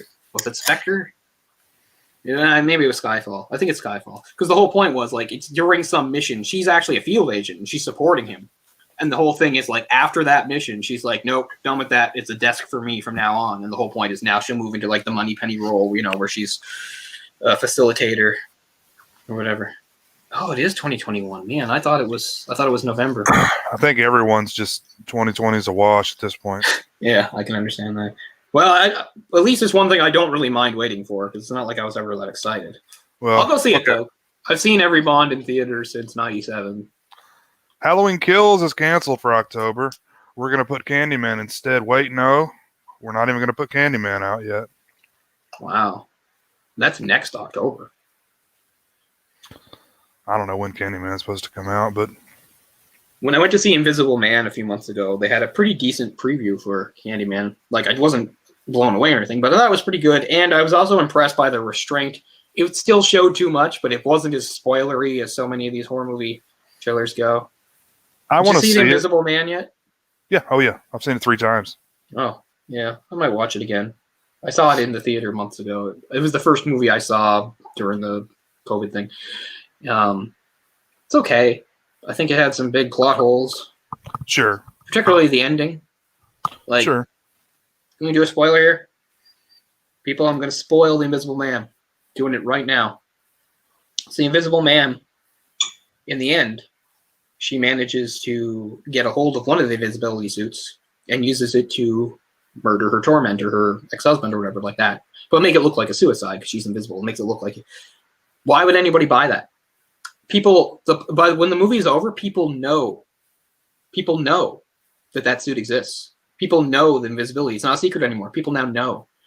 And also, remember, earlier in this movie, he did the same fucking thing to her. She was in the restaurant talking to her friend or her sister, and he made it look like she killed his sister. Right. She's been exonerated. She's not going to jail. She's not, being prosecuted. She's been exonerated, but somebody in an invisibility suit grabbed her and made it look like she was killing her sister. So now suddenly, her friend, who is a cop, sees her leaving with the invisibility suit. Like, why would he keep lying for her? Is he going to put his whole career on the line and everything? Yeah. I mean, anybody watching that video with the knowledge they have of what happened in the restaurant can clearly tell, oh, he's not killing himself. She's invisible and killing him. So it seems to me that it's not a very clean ending. It seems like there's no fucking... The only way she gets away with it is she puts on that suit and never takes it off. Well, I mean, they don't know that she had the suit, Her friend, the cop does. Right, he does. He sees it in the back. Like, right. I mean, will he keep lying? I wouldn't. I mean, I think we're supposed to assume he will. I don't think he would. Especially, again, when people start to piece it together. Or people are going to piece it together. Again, you can't just have somebody get a knife slashed across their throat in a restaurant in front of witnesses and everything, have a woman sent to a mental institution and everything like that, and then have it all cleared away. No, people have to testify in court and stuff like that. So everyone's going to know, oh, evidence shows that her ex actually invented an invisibility suit, and to make it look like she murdered her sister, he, grabbed her and did it. Oh, isn't that weird? Well, shortly after, he really grimacing, dragged a knife across his throat and committed suicide. That's kind of suspicious. If you're going to kill yourself, too, that'd be a pretty terrible way to do it. Yeah. I mean, would you even be able to do that to yourself? I don't know. I guess it depends upon how much strength you could put into it initially. I'm just saying, there's a good chance you just sort of nick yourself, and then... I mean, we've got instincts against self-harm, that... I know, but some people manage to beat it a lot. It always surprises me. Yeah. Even in times of my life where I was legitimately suicidal, those instincts kicked in for me. I mean, I could see pulling a trigger over slashing your throat, Yeah, pulling a trigger because it's a very short thing. Yeah. It doesn't take a lot to do it, but slitting a throat, I mean, you've got to really, I can imagine. I've never done it, but I would imagine it takes a little bit of people have tremendous, there are people that have tremendous resolve. And they're not all mentally ill people either. That's what I was going to say. Mental illness comes into play. Think about seppuku, Japanese tradition. That's true. That's very true. You're supposed to disembowel yourself. You take it and just right across. Now, if you were somebody of high social standing and you were doing it perhaps publicly to atone, you could have a second, and they would stand there, and as you were doing it, they'd lop off your head. Right. So that you wouldn't feel the pain as much, and so you die quicker. But a lot of people didn't have that option. But they did it. They had the resolve to. And a lot of these people were not mentally ill people or even depressed people. They were somebody that maybe they made a mistake and they felt they had to atone for it. It's an honor thing, right? Yeah, the power of the belief in the honor and the right system carried them. That's a good point, man. That's I could see that being harder than slitting your throat. Yeah. Oh, god damn, that would be difficult to do. Yeah. Oh, I've dishonored my family. Oh, I know. I mean, think about it. Even if you're on board with that, it's that method. Yeah. That's quite the method. And I mean, I guess it's not a coincidence that that Japan still has one of the higher suicide rates in the world, although people aren't necessarily offing themselves that way, because I think some of that still lingers. You'll hear the story about the businessman that blew the account or something. Oh, the Suicide Forest, yeah. Yeah, and stuff like that. He brought shame and dishonor on his family or his company and stuff, and that was the only way to atone, even though people weren't telling him that. He just believed it. It's funny in Japan, it's considered dishonorable to your family, if you kill yourself in your apartment or in your house, because it devalue the value of the apartment goes down. If you can't make them clean it up or something, right? But I think it decreases the value, so they say go do it somewhere else. I think that's why the Suicide Forest is so popular. Crap! What's that movie? was a movie or show that involved a flashback of a suicide of somebody's father when they were a kid, and how a detail was like how they left towels, knowing that the kid would be the first home, so that the kid could clean up. What the hell's that from? Oh man, I don't know. That's rough. I bet you've seen it. I can't think of what it was, but yeah, that was part of the thing. Like he's telling the story, and he's just like, it's like, and my dad left towels, like knowing I'd be the first one home, and he knew that like I would clean it up. I can't remember what that's from, but it's something, and I think it's something you've seen too. But it's been too long. Maybe it'll come to me. So even though this movie has violence in it, Harvey Keitel doesn't actually. That's kind of surprising. Harvey Keitel doesn't actually perpetrate any real violence himself. He implies violence. He threatens people with his gun. But he, we don't have a scene of him like beating anybody down. We don't have a scene of him actually shooting anybody. So that's another thing that kind of plays with your expectations, because you expect, okay, there's going to be some graphic violence and stuff in here, and there is.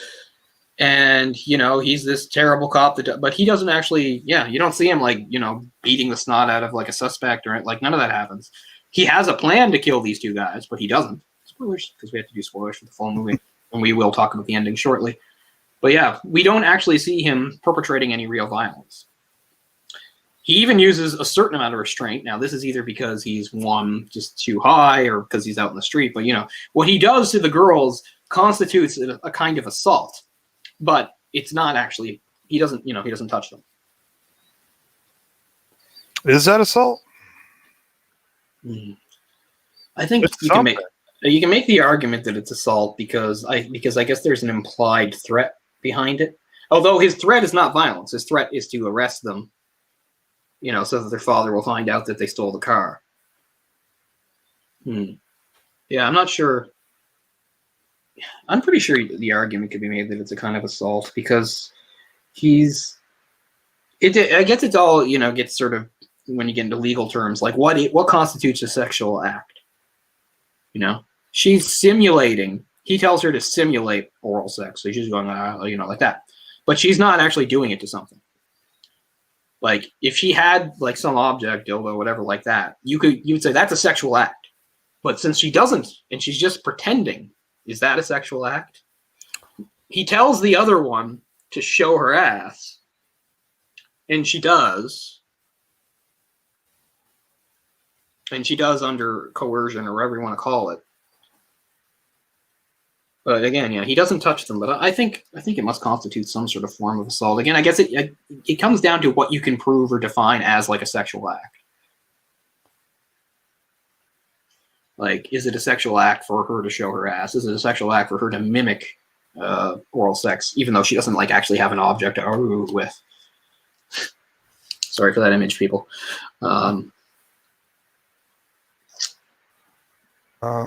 It's definitely a crime. Maybe you can't call it assault, but you gotta call it something. It's definitely a crime. Was Better Off Dead the film you were thinking of? I don't think so. What about 21 Grams? No, not that either. Shit. It could even have been. It even could have been like part of a TV show instead of a movie. Like that's how hazy. Like literally, that is the only thing I can remember. It's gonna drive me nuts. Babel? Or Babel? Babel? No, not Babel. I don't even remember a suicide in that film. No, I don't think so. Damn it. Yeah. I'd like to watch Babel again. I even thought about us doing for the. Yeah, we talked about it. But yeah, Babel's an interesting movie because it's one of those movies that's like different stories. It's not just one thing. Jumps around from different locations with different stories, which can be good sometimes and not so good other times. I thought Babel was pretty good, but it's been a long time since I've seen it, so maybe it's not as good as I remember because I really forget a lot of it. I remember somebody gets shot on a bus. I think that's where Brad Pitt is. I remember there's a Japanese schoolgirl who's not very popular. And there's like two others, and I don't remember those at all. So yeah, I really have to see it again. I was annoyed because it's another one of those things where Prime fakes me out. Where it's like, oh, it's on Prime. No, it's actually, on one of the other channels that Prime shows. It's like, subscribe to this or rent it. I've got so much of that on my watch list. But Prime didn't let me down for this movie. Bad Lieutenant is on Prime, and that's how I watched to watch it, which is good. Yeah. Plus, there's another layer to his crime, considering they most likely are minors. You know, so it's some sort of like sexual exploitation of a minor. I don't know. Again, you have to. I'm not sure what you can prove or how you define it, but it's definitely not just enough to get him fired, but enough to send him to jail for sure. Oh yeah, yeah. I mean, definitely abuse of power, whatever you would call that. Right. Abuse of authority. Yeah. So I mean, it's definitely a scene that could you could feel uncomfortable watching, but I mean that's the whole point. And yeah, I give a lot of credit to how it's done. And like I said, I like how the dialogue is mostly just repetition because I think that's realistic. I think that's sort of how that stuff goes. Mm-hmm. Mm-hmm. But what other scenes? I mean, it's not a long movie. It's just short of an hour and a half. So I'm just trying to think what other scenes there might be. They talked about the church and the racket. You're at fuck.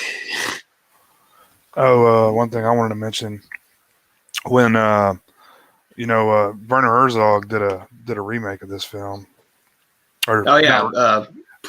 Technically, the official thing is that it's not a remake or a Right. sequel. It was just inspired by this movie. Yeah, but Port of Call, New Orleans with who's that? Nick Cage. Nick Cage. And I've seen that movie too, but I forget it.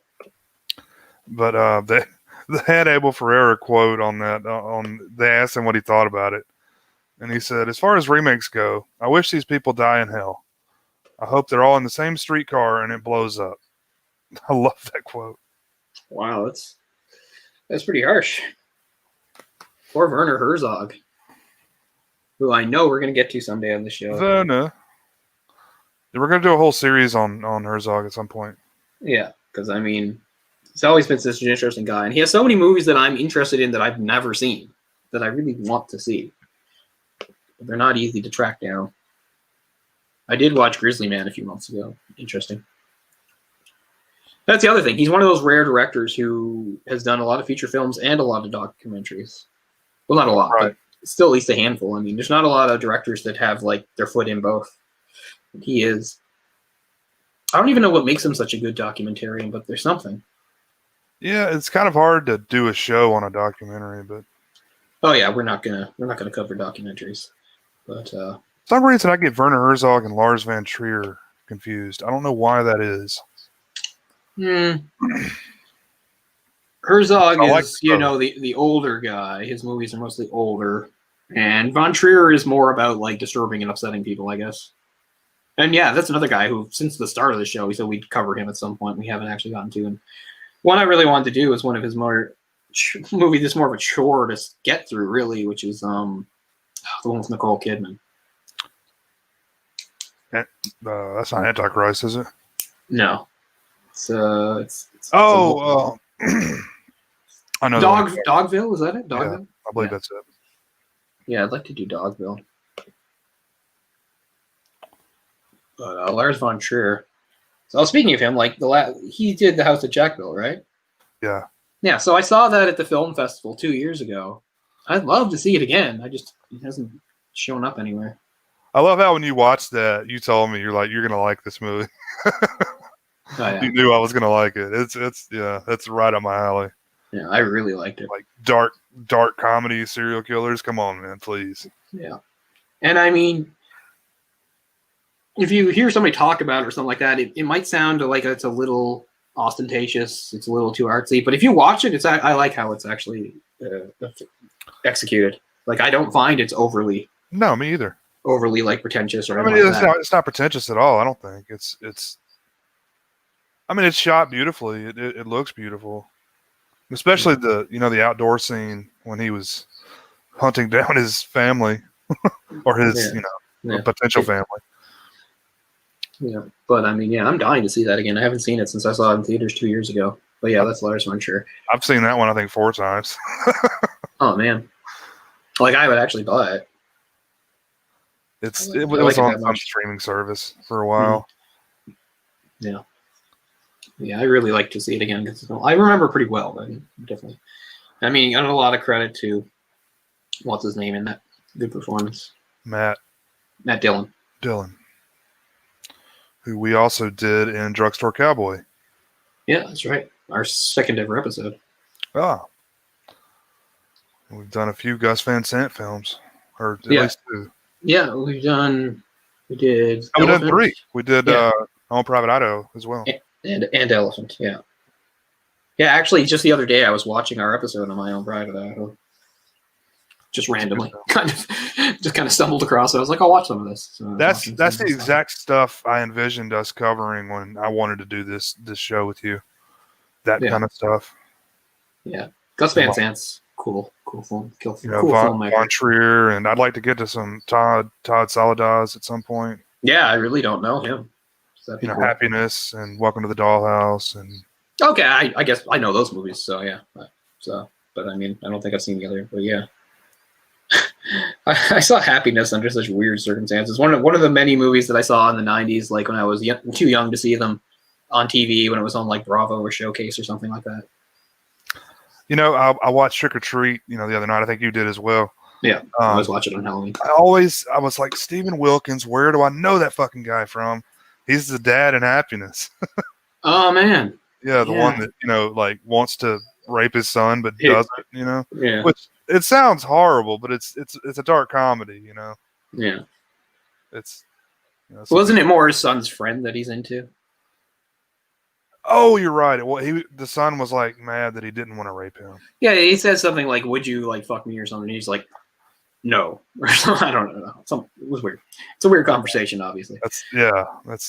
And of course, it had the late great Philip Seymour Hoffman. Yeah, who was another guy who we haven't really gotten to explore on the show yet, which is weird.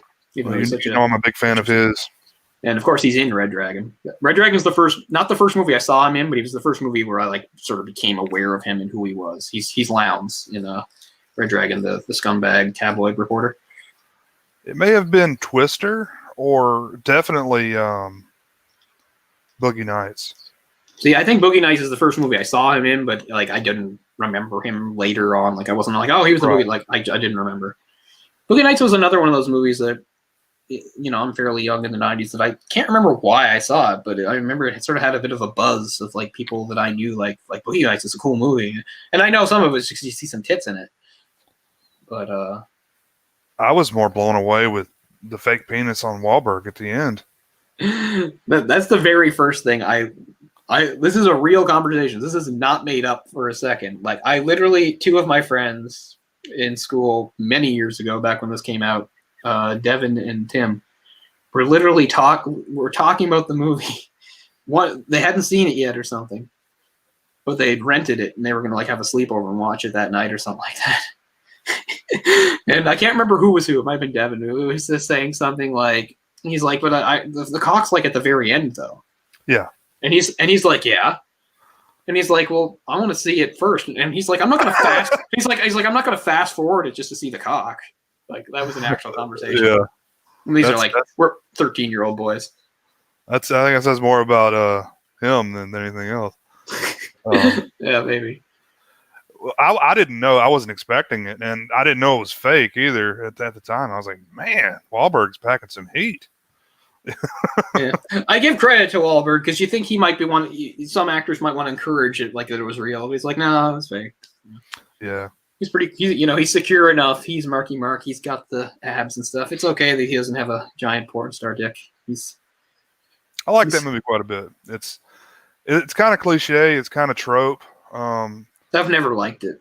It's got long, sweeping camera shots that director, his name's escaping me right now, that he uses all the time. I should see it again because I haven't seen it in many years. But I don't know. It has sort of a mean-spiritedness to it that I don't like. And I mean, there's nothing wrong with that. Like, they're just trying to portray something real, right? So it's not like it should have been all nice and happy. I don't know. It makes me sad anytime I think about the porn industry, either whether it's now or back then. Like, even now, the porn industry is still sleazy. It's still mean-spirited. Like, can't anything about the porn industry be positive or happy? Well, like, one positive thing about the porn industry now is a lot of these guys and girls can do like an OnlyFans, and like they're making the money. It's not the studios making the money. Yeah, they're not being completely exploited. So if you're a fan of so and so, they've got an OnlyFans. You can pay $10 a month. And get access to all their stuff. I don't do that, but I know porn stars that do or don't not know personally, but know of them. Yeah. I on, mean, like, podcasts and stuff. yeah, I give credit to those people, I guess, because I mean, free porn is just so accessible, and I mean, it's all I think most of us need. But then there's the people that like, no, I gotta see this premium, whatever it is, the special content. I gotta get a membership or whatever. I mean, I don't care what people do with their money.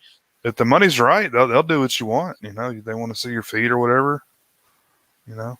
Oh yeah, of course. Yeah, there's people who do like a private show or something. Yeah, I think that's more of what it's about. Is that this is for you, and only you. You know.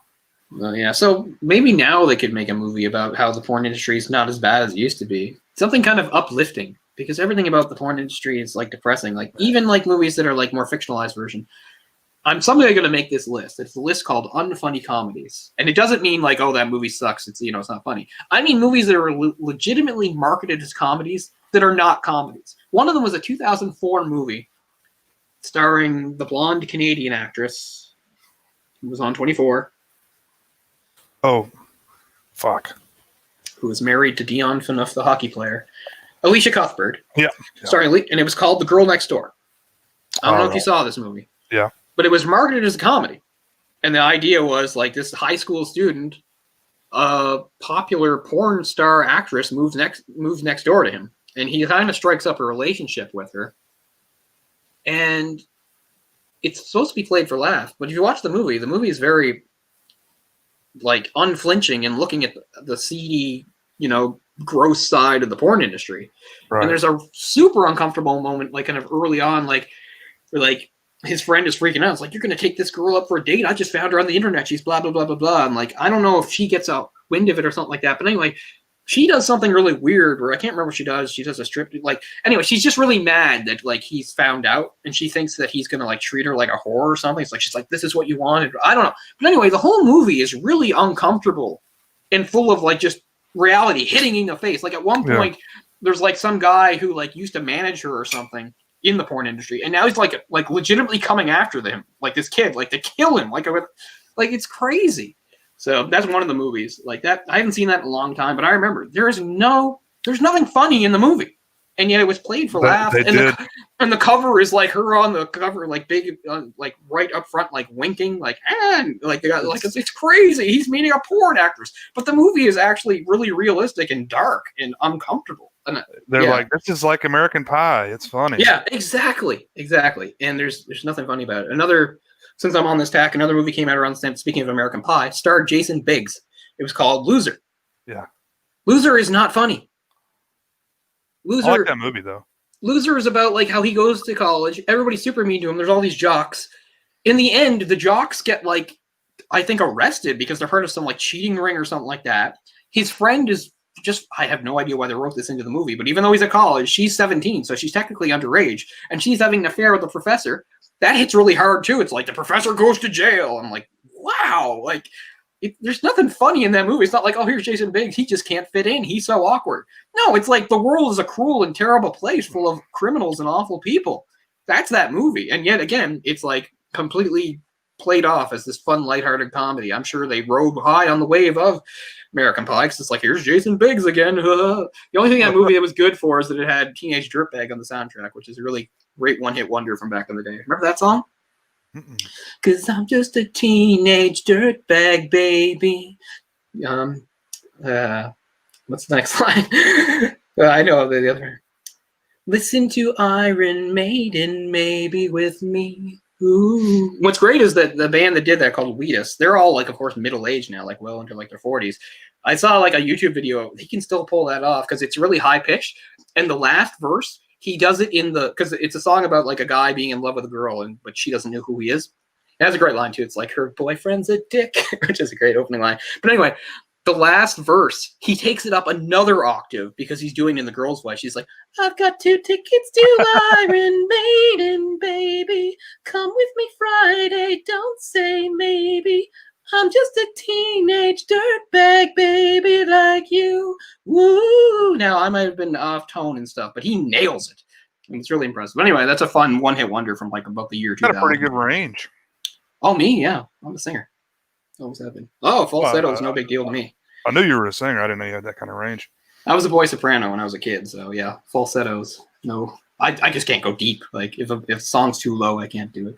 I'm in that weird awkward place. Like I'd be a tenor, but which means like there's a range for a man to sing in. But I have the ability, if there's a song sung by a woman that sings the octave, I have a choice. I can sing it the way a man would sing it, or I could sing it the way the woman sings it, and you can say whether or not you think that's good or not. And if I put a YouTube video, they'd probably be like, "You're singing the girl part," But I can do it. So sometimes when I'm just singing along by myself to like a song that maybe has a girl singing, like sometimes I'll sort of jump between them. For instance, the only time I did this in public was years ago. I did every year for Frosh Week at King's. There was karaoke, and the third year I did it, I did Spiderwebs by No Doubt, and that was tough because at first I was just going to sing it a bit lower, the way a man would sing it, but it just kicked in. So I sang it basically the way Gwen Stefani sings it. So I don't know if that's a success or not.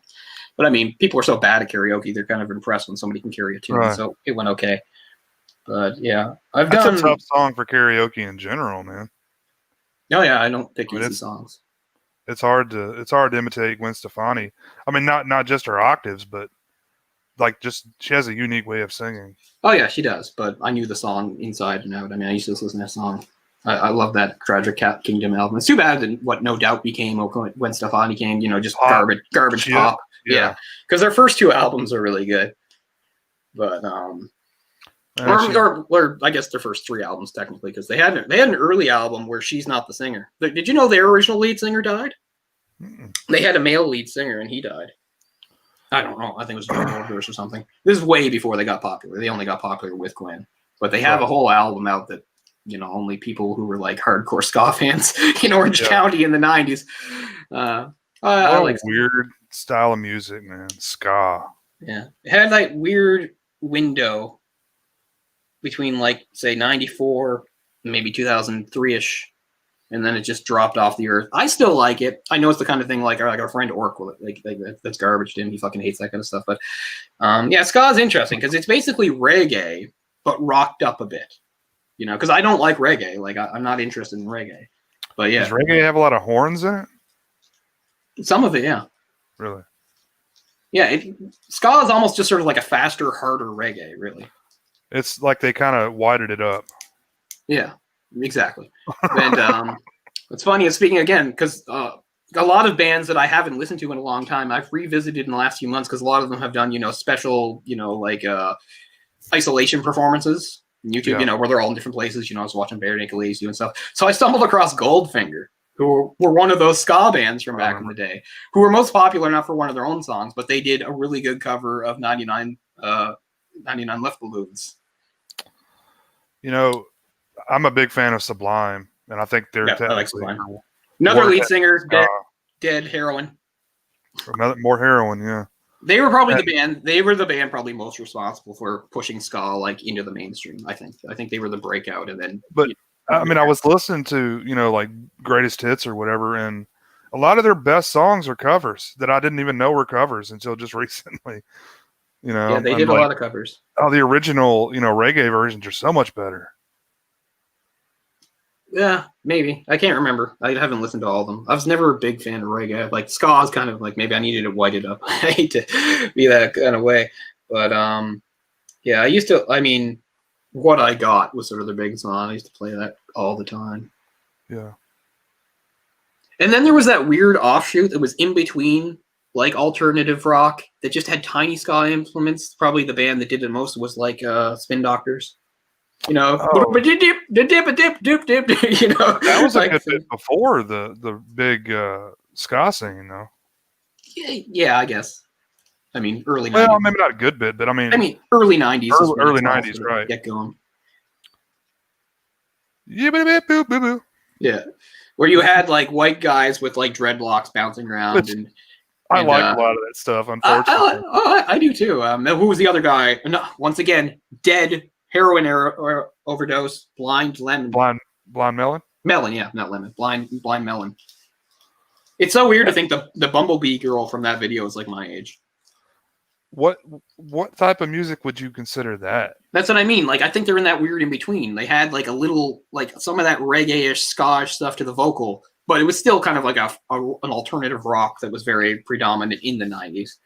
But think about like, we might as well talk about music now because we like to.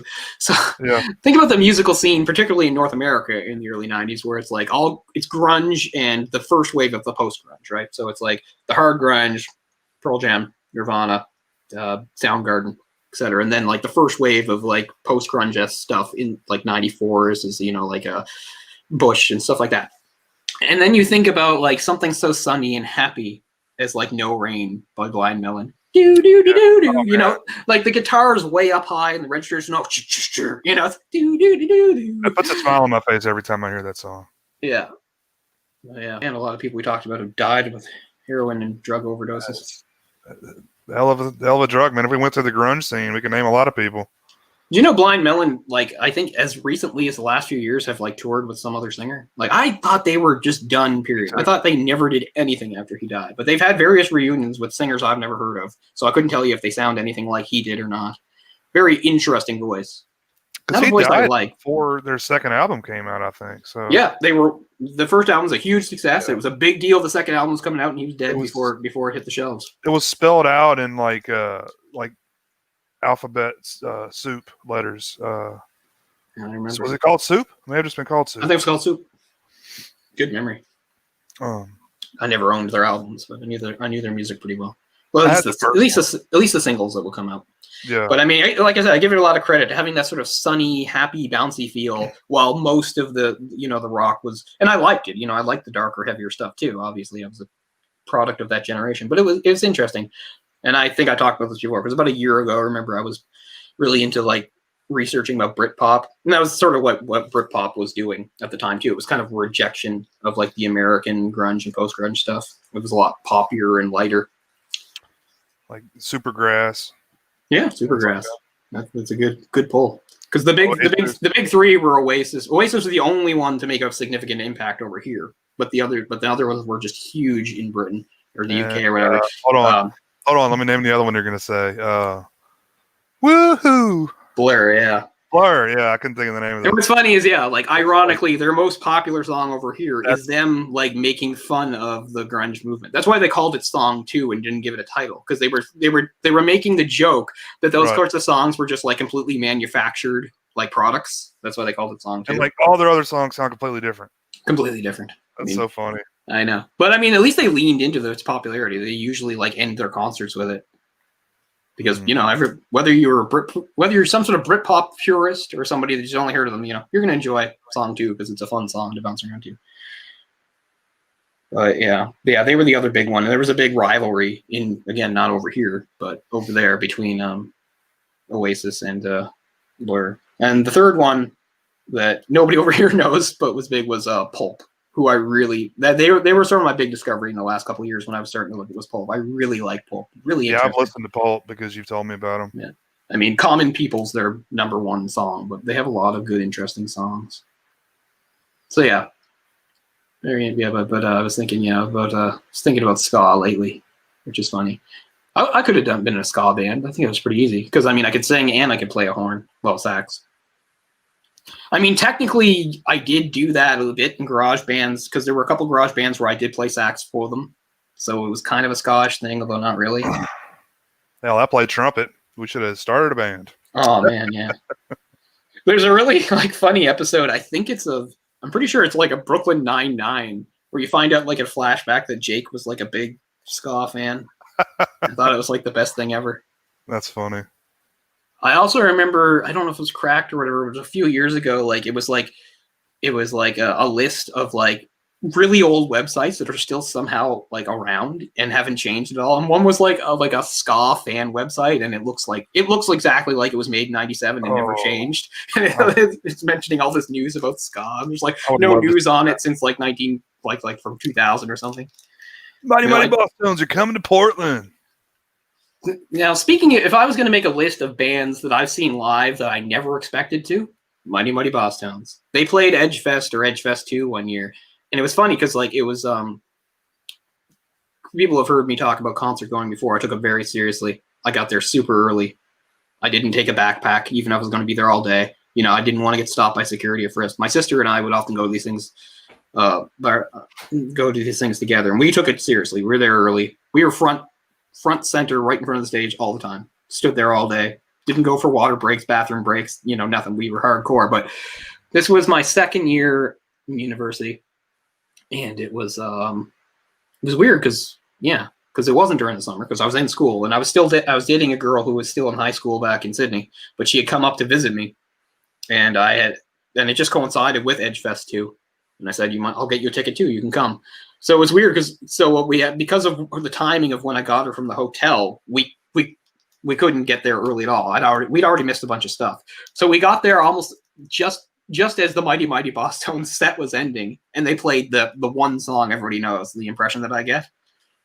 And it was funny because I have a memory of because even though we were there late, I still had bands were coming up that I wanted to see. So it was me basically dragging her through the crowd until we got to the front while that song played. I was just like bowling through people because I'm going to be in the front. I don't care if I'm here late. I'm still going to be in the front. And she's younger and not into this kind of stuff. She's just sort of like being dragged by me. I'm holding her wrist, just pulling her through the crowd while that song plays. But yeah. So that's weird, yeah. To tick off that, to say that I actually saw that song performed live by the band, that's something that I just never expected to. But they were there for that year for whatever reason. This would have been 2002, so they were still partially relevant. Play the horns, and they had the big horn section with them, yeah. But but singing, no doubt, yeah, I can do that. Songs I've sung in karaoke at King's, where my first year I picked the stupidest song. Although it actually went well, I would never do this again. I don't know why I did it, but I picked American Pie, which is over 8 minutes long. But people like the song, so it's a crowd pleaser. So I guess people didn't mind how long it was. My second year, I did Father of Mine by Everclear. Oh, okay. My third year, I did Inside Out by Eve 6. I don't know if you know them. Yeah, I'd absolutely know that. Who I saw them live too. They played at Somersault in 2000, so I got to hear that song live. And they were really popular for a bit. And in my fourth year, I did No Doubt. So those were the songs I did at King's for karaoke. All pretty good. All got pretty good reactions. American Pie, that's like the folk song, right? The Drove the Chevy to the Levee song. Yeah. But I mean, it's a big crowd pleaser. People know it, love it, love to sing along and stuff. So it was a really weird thing for me to do. I was 18 years old. I hadn't even gone to a class yet. This is Frosh Week 2001. I just, I'm finally on my own. Like, I don't know what possessed me to do it. I don't have any friends yet. I don't know anybody or anything. Right? Yeah. And I go in to do American Pie, but worked out well. And I remember when it was announced, because you usually have the DJ makes comments. He says every time somebody picks this damn song or something like that. I was like, oh shit, but it went pretty well. That's a hard song because you do have to know it really well. Because even though it follows the normal structure of a song, which is verse chorus. Sometimes there's a bridge and sometimes they're not. This is such a long song that sometimes the verses and chorus are actually sung slightly differently. For instance, there's a line in the fourth verse or something that's goes helter skelter something over the fallout shelter, 8 miles high and falling fast. It doesn't follow the same rhythm as that line would follow in previous verses. When he says fast, you actually have to make it go really long. You have to go fast and then jump to the next thing. So I think that's the type of song that gets people don't do. They just say 8 miles high and falling fast, and that's wrong. It matters. I'm critiquing people's karaoke style, but I mean I knew the song well enough. I knew to do that.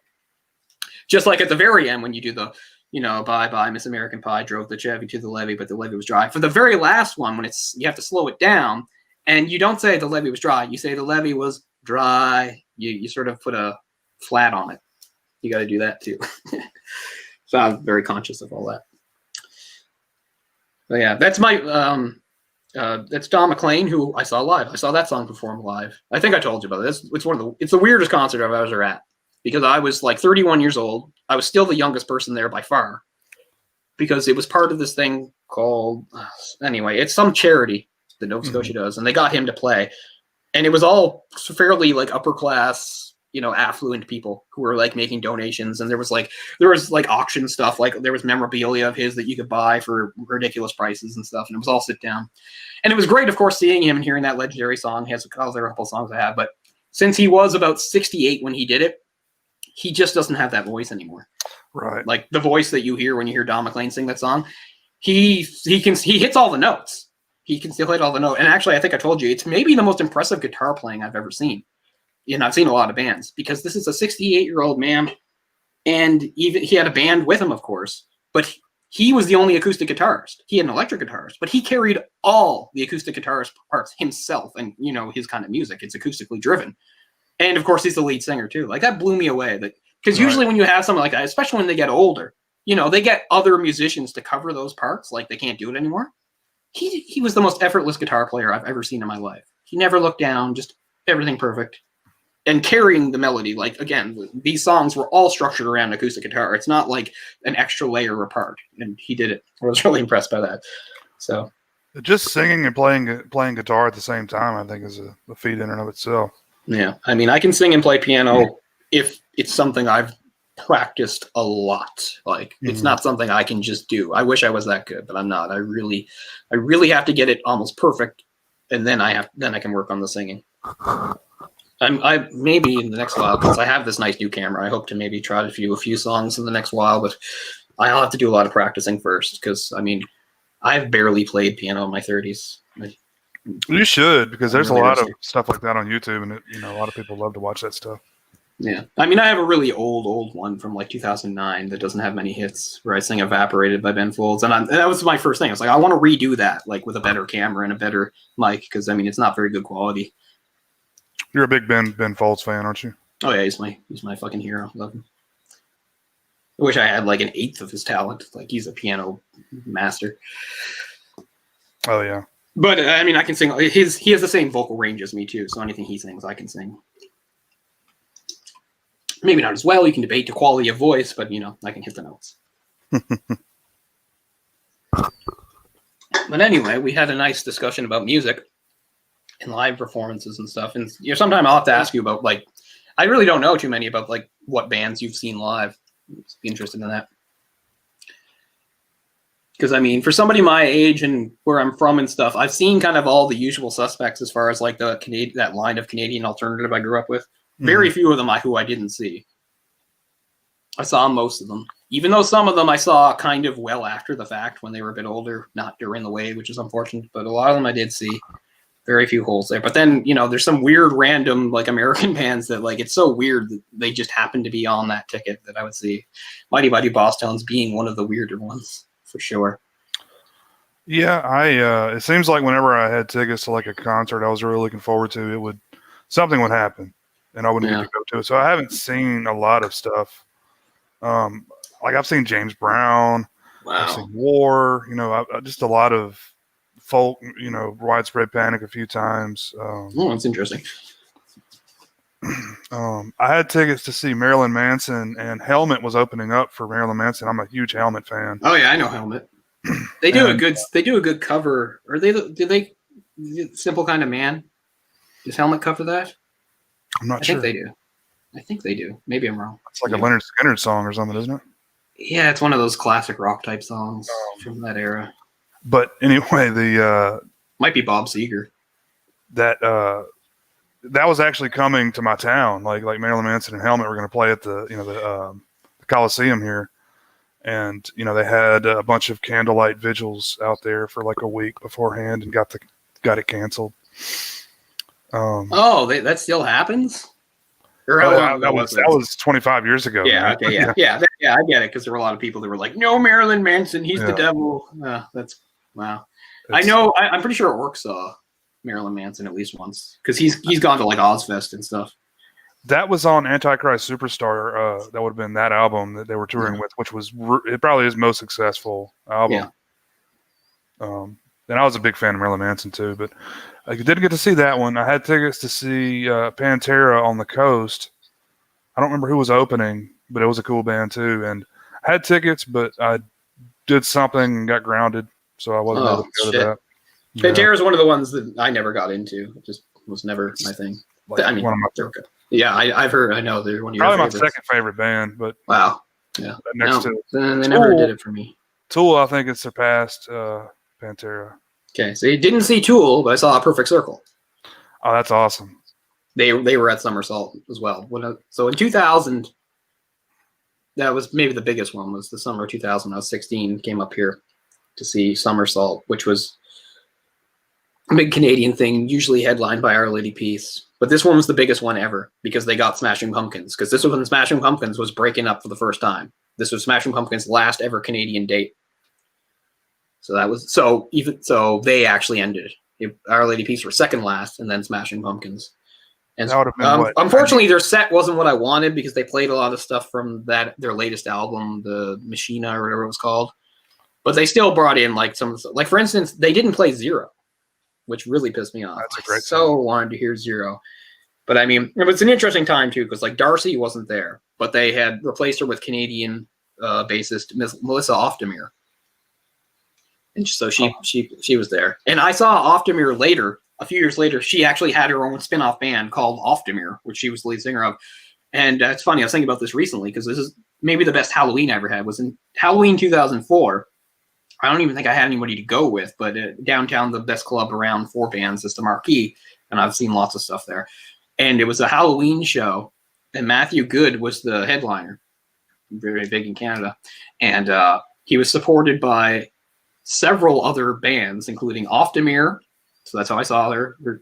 A band called Out of Your Mouth, or no, Out of Your Mouth was different. I'll talk about them later. No, and the other one was Limb Lifter, who I didn't even know were still around, who were another one of those lesser of Canadian bands. They were from out west.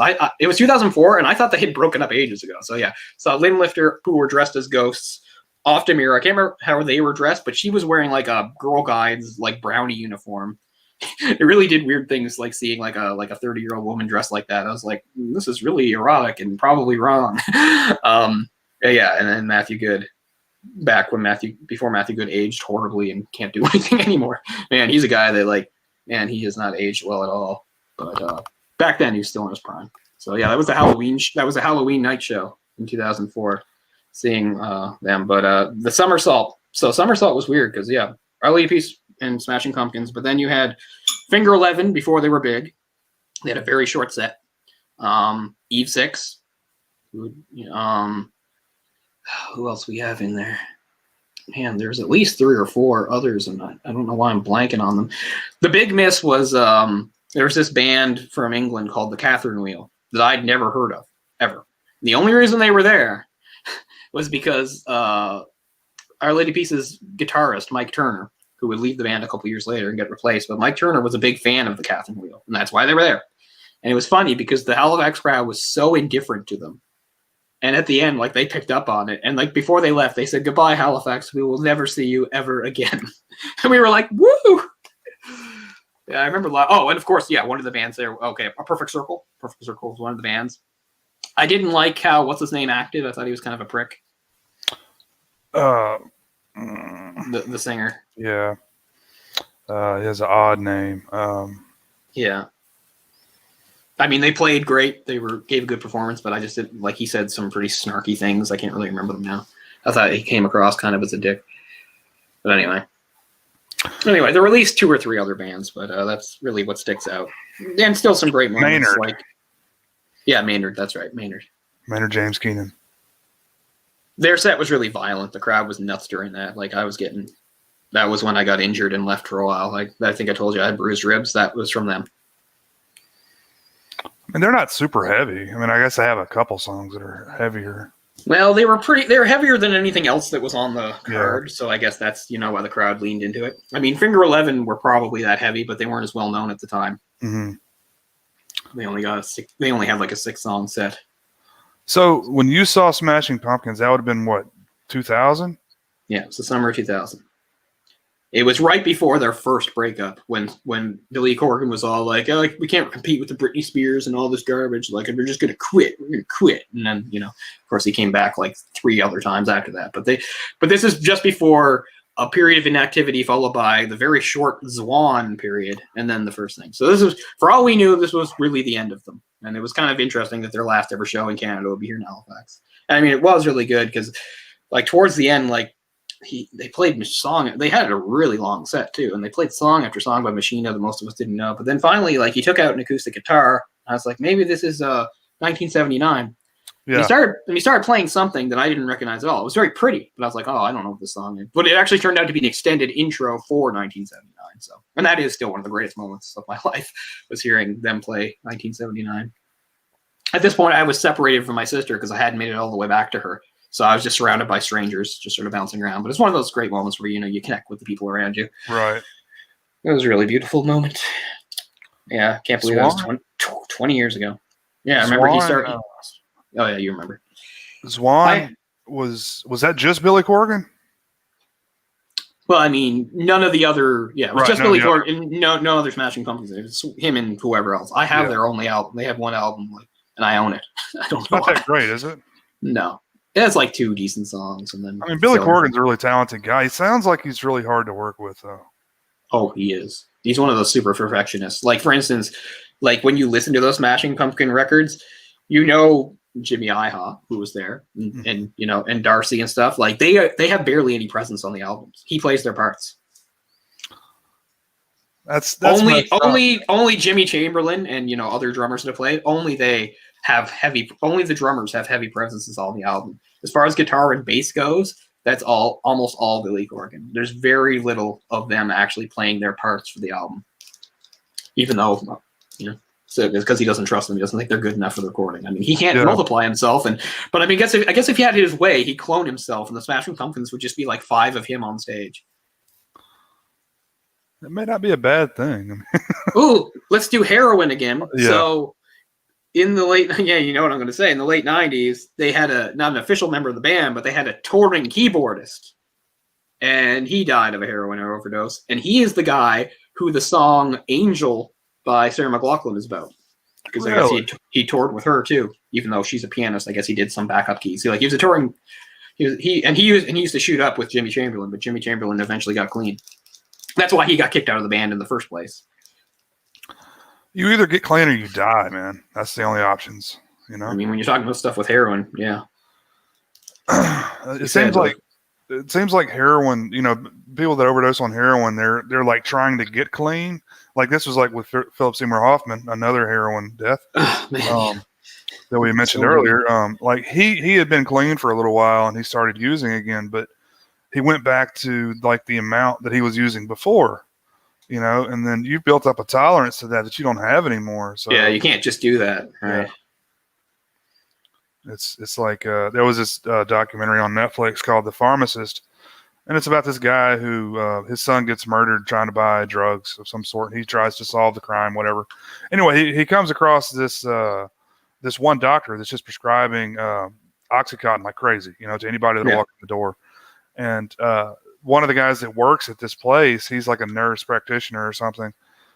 He testifies against the other 2 main doctors because, so he won't go to jail himself.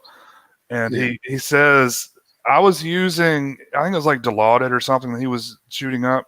He said, I was using so much Dilaudid that it was enough to kill every person in this room when he was in court. I was like, man, that really puts that into perspective.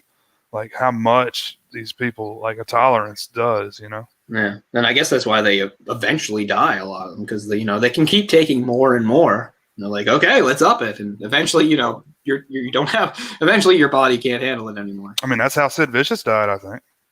From, he was clean for a little while, then went back to using and just used too much.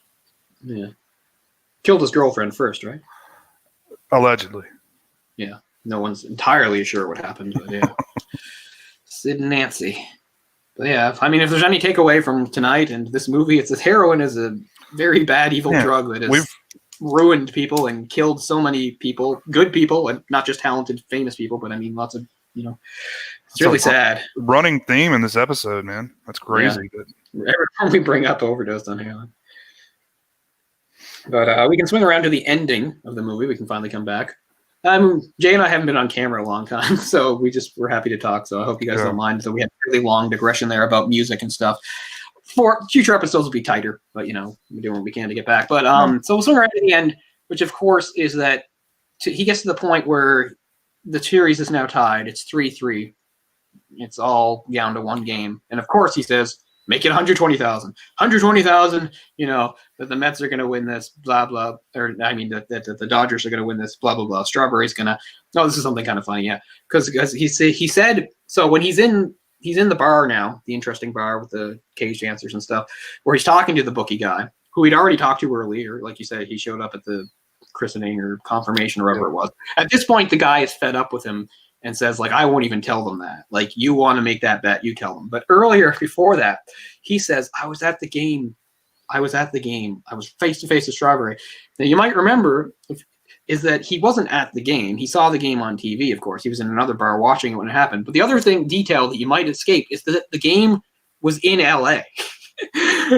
It's never actually addressed. Like, and you don't know if the guy knows he's just like it doesn't. But it's a funny little detail. Like he's telling this guy that he was at the game, but there's no way in hell he could have been at the game because this game actually was in L.A. That's funny.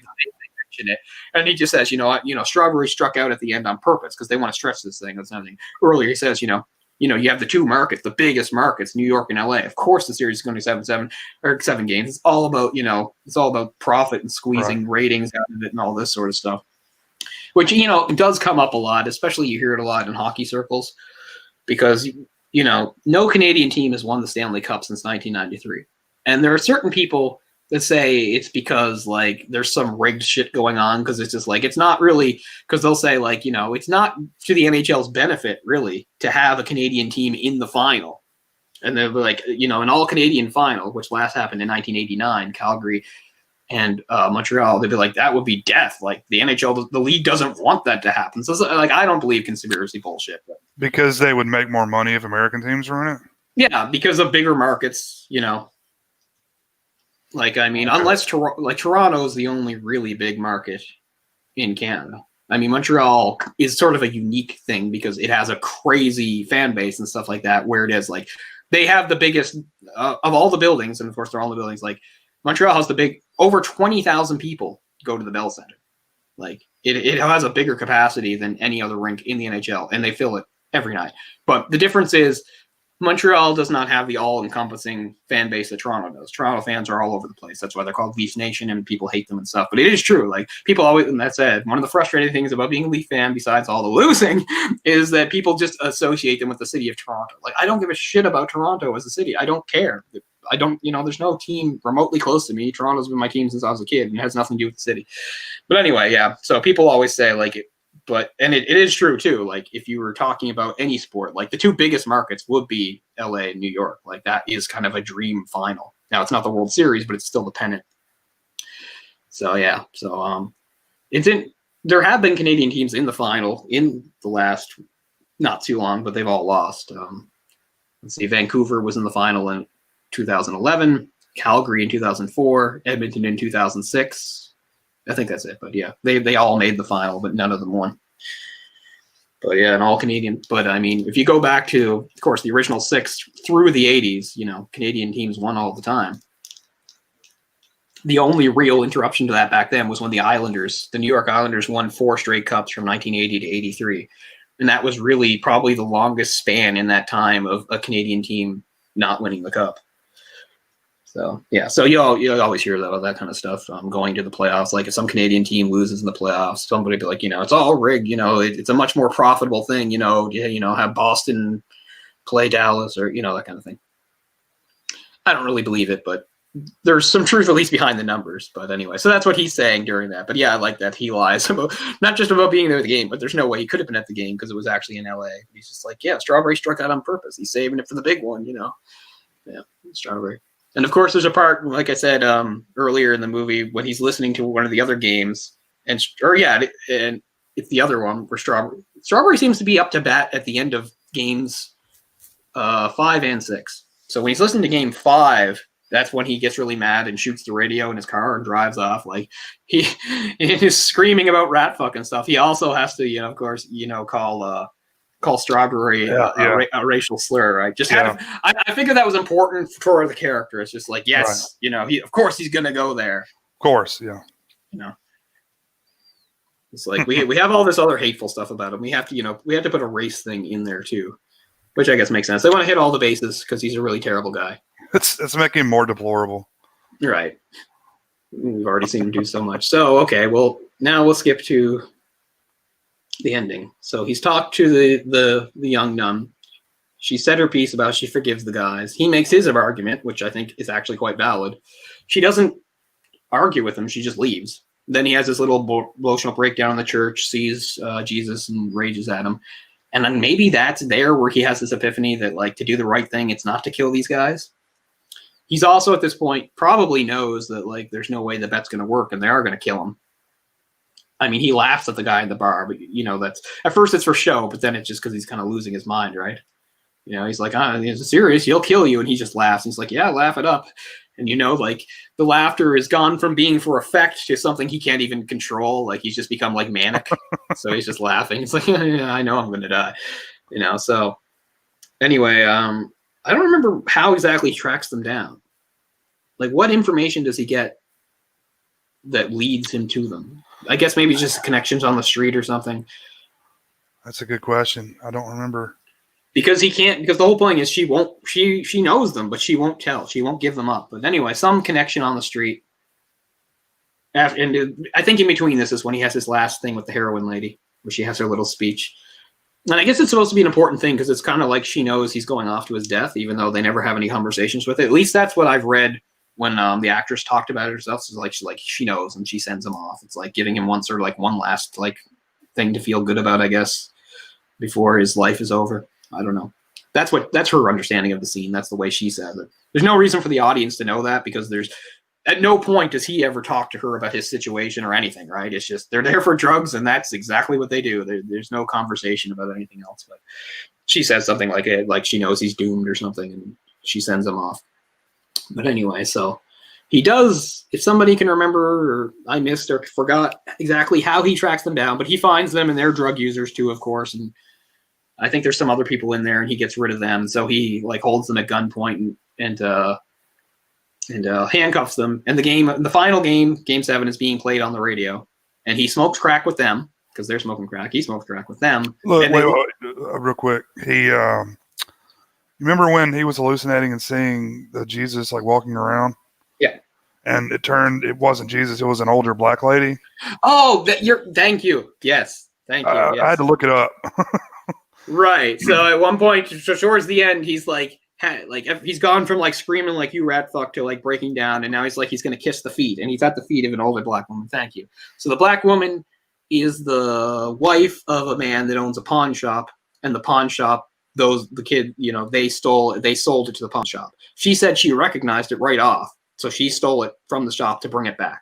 That's how he got the information. She had the chalice, right? Yeah, that's what it is. Yeah, the chalice that had been stolen. She recognized it, so she stole it from the shop to bring it back to the right place. Thank you. Yes, I don't know. I forgot that. I literally just watched the movie.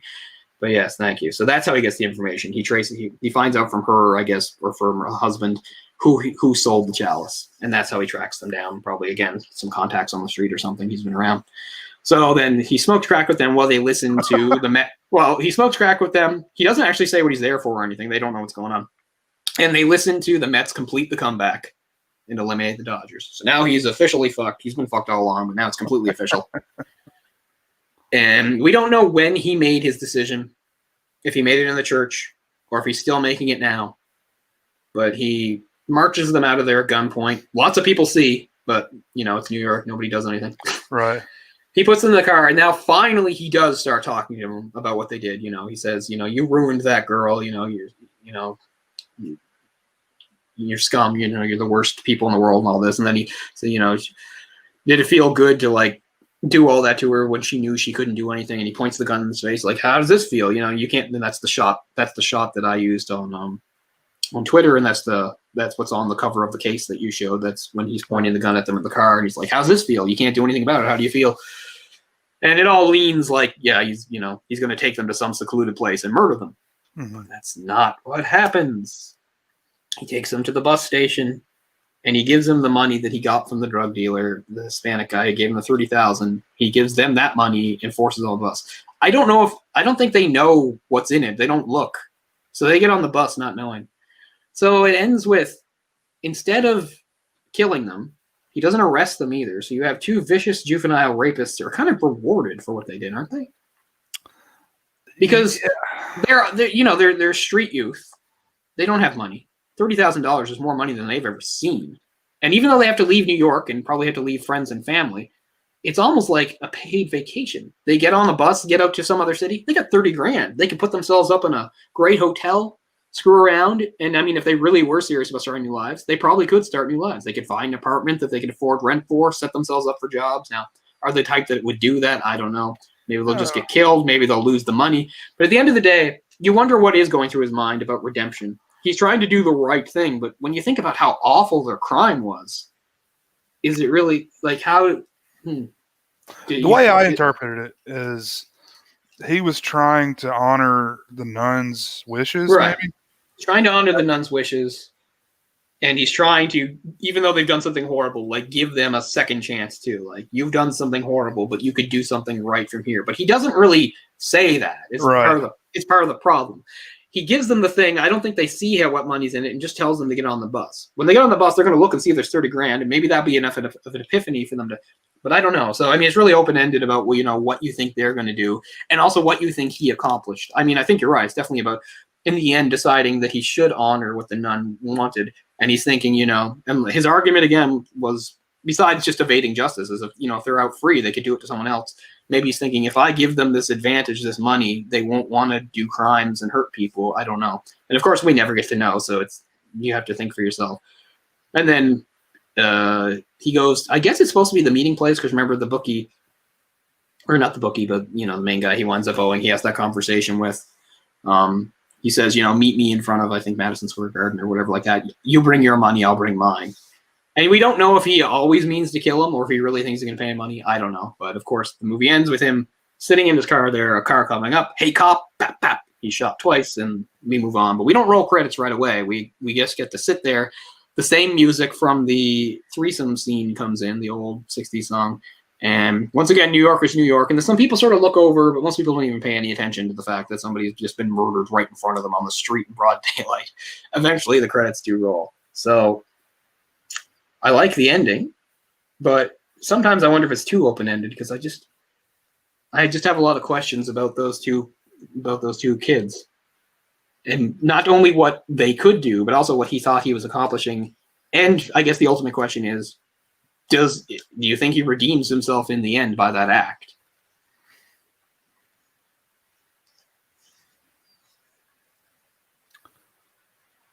I don't know. I mean, part of me wants to say no, because they're just criminals that are going to go do something else horrible somewhere else. Yeah, and now they've just got a lot of money to support themselves, right?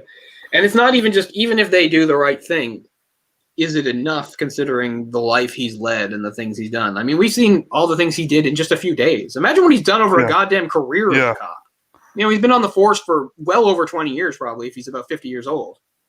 And you can just imagine. And even if you believe that, like, he started out as a good cop and had a few years, there's still probably lots of years of corruption and, the kind of stuff that we saw in the movie.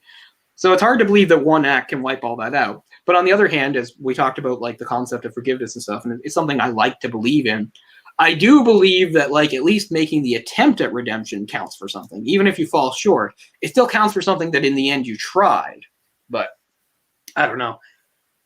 And then you think about what he's left behind. He did have kids that loved him, even if he was a shitty father. Like, his boys are like, I love you, Dad. They accept him as their father for his flaws. I mean, they don't know everything about him, but I mean, they're kids. Right. They love their dad. Presumably the daughter loves him. There were even as terrible a human being as he was, there were people that cared about him.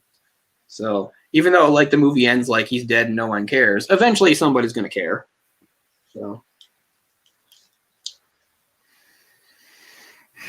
we don't even know if he got killed by anything related to, for sure. We don't know for sure that he died because of the bet. It could have been completely unrelated. The whole hey cop thing even kind of suggests that it's just some criminal that's like, hey, there's that stupid cop that, roughed me up or stole from me or something. Yeah. I'm going to get payback. So, and I like that too, because it's sort of, because it just shows, like, the negative, the negative effect he had on so many people. Like, oh yeah, like, it's maybe the the prime suspect is the whole thing about the bets.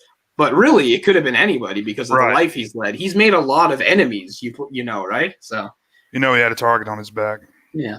So I really think those two words, like if somebody just went up and went bang bang with no words, I would lean more towards it being like the betting bookie situation. But the hey cop really does make you wonder and think, oh, it's just some criminal that he encountered, at some other point, and he pissed them off, or he hauled them in, or he stole from them, or any number of things he could have done. So I really think those two words add a lot.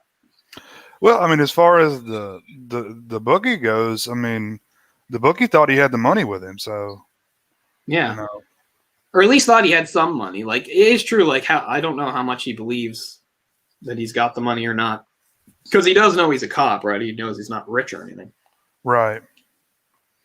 But he can, he's got ways of acquiring money, obviously. Yeah, yeah, that's true.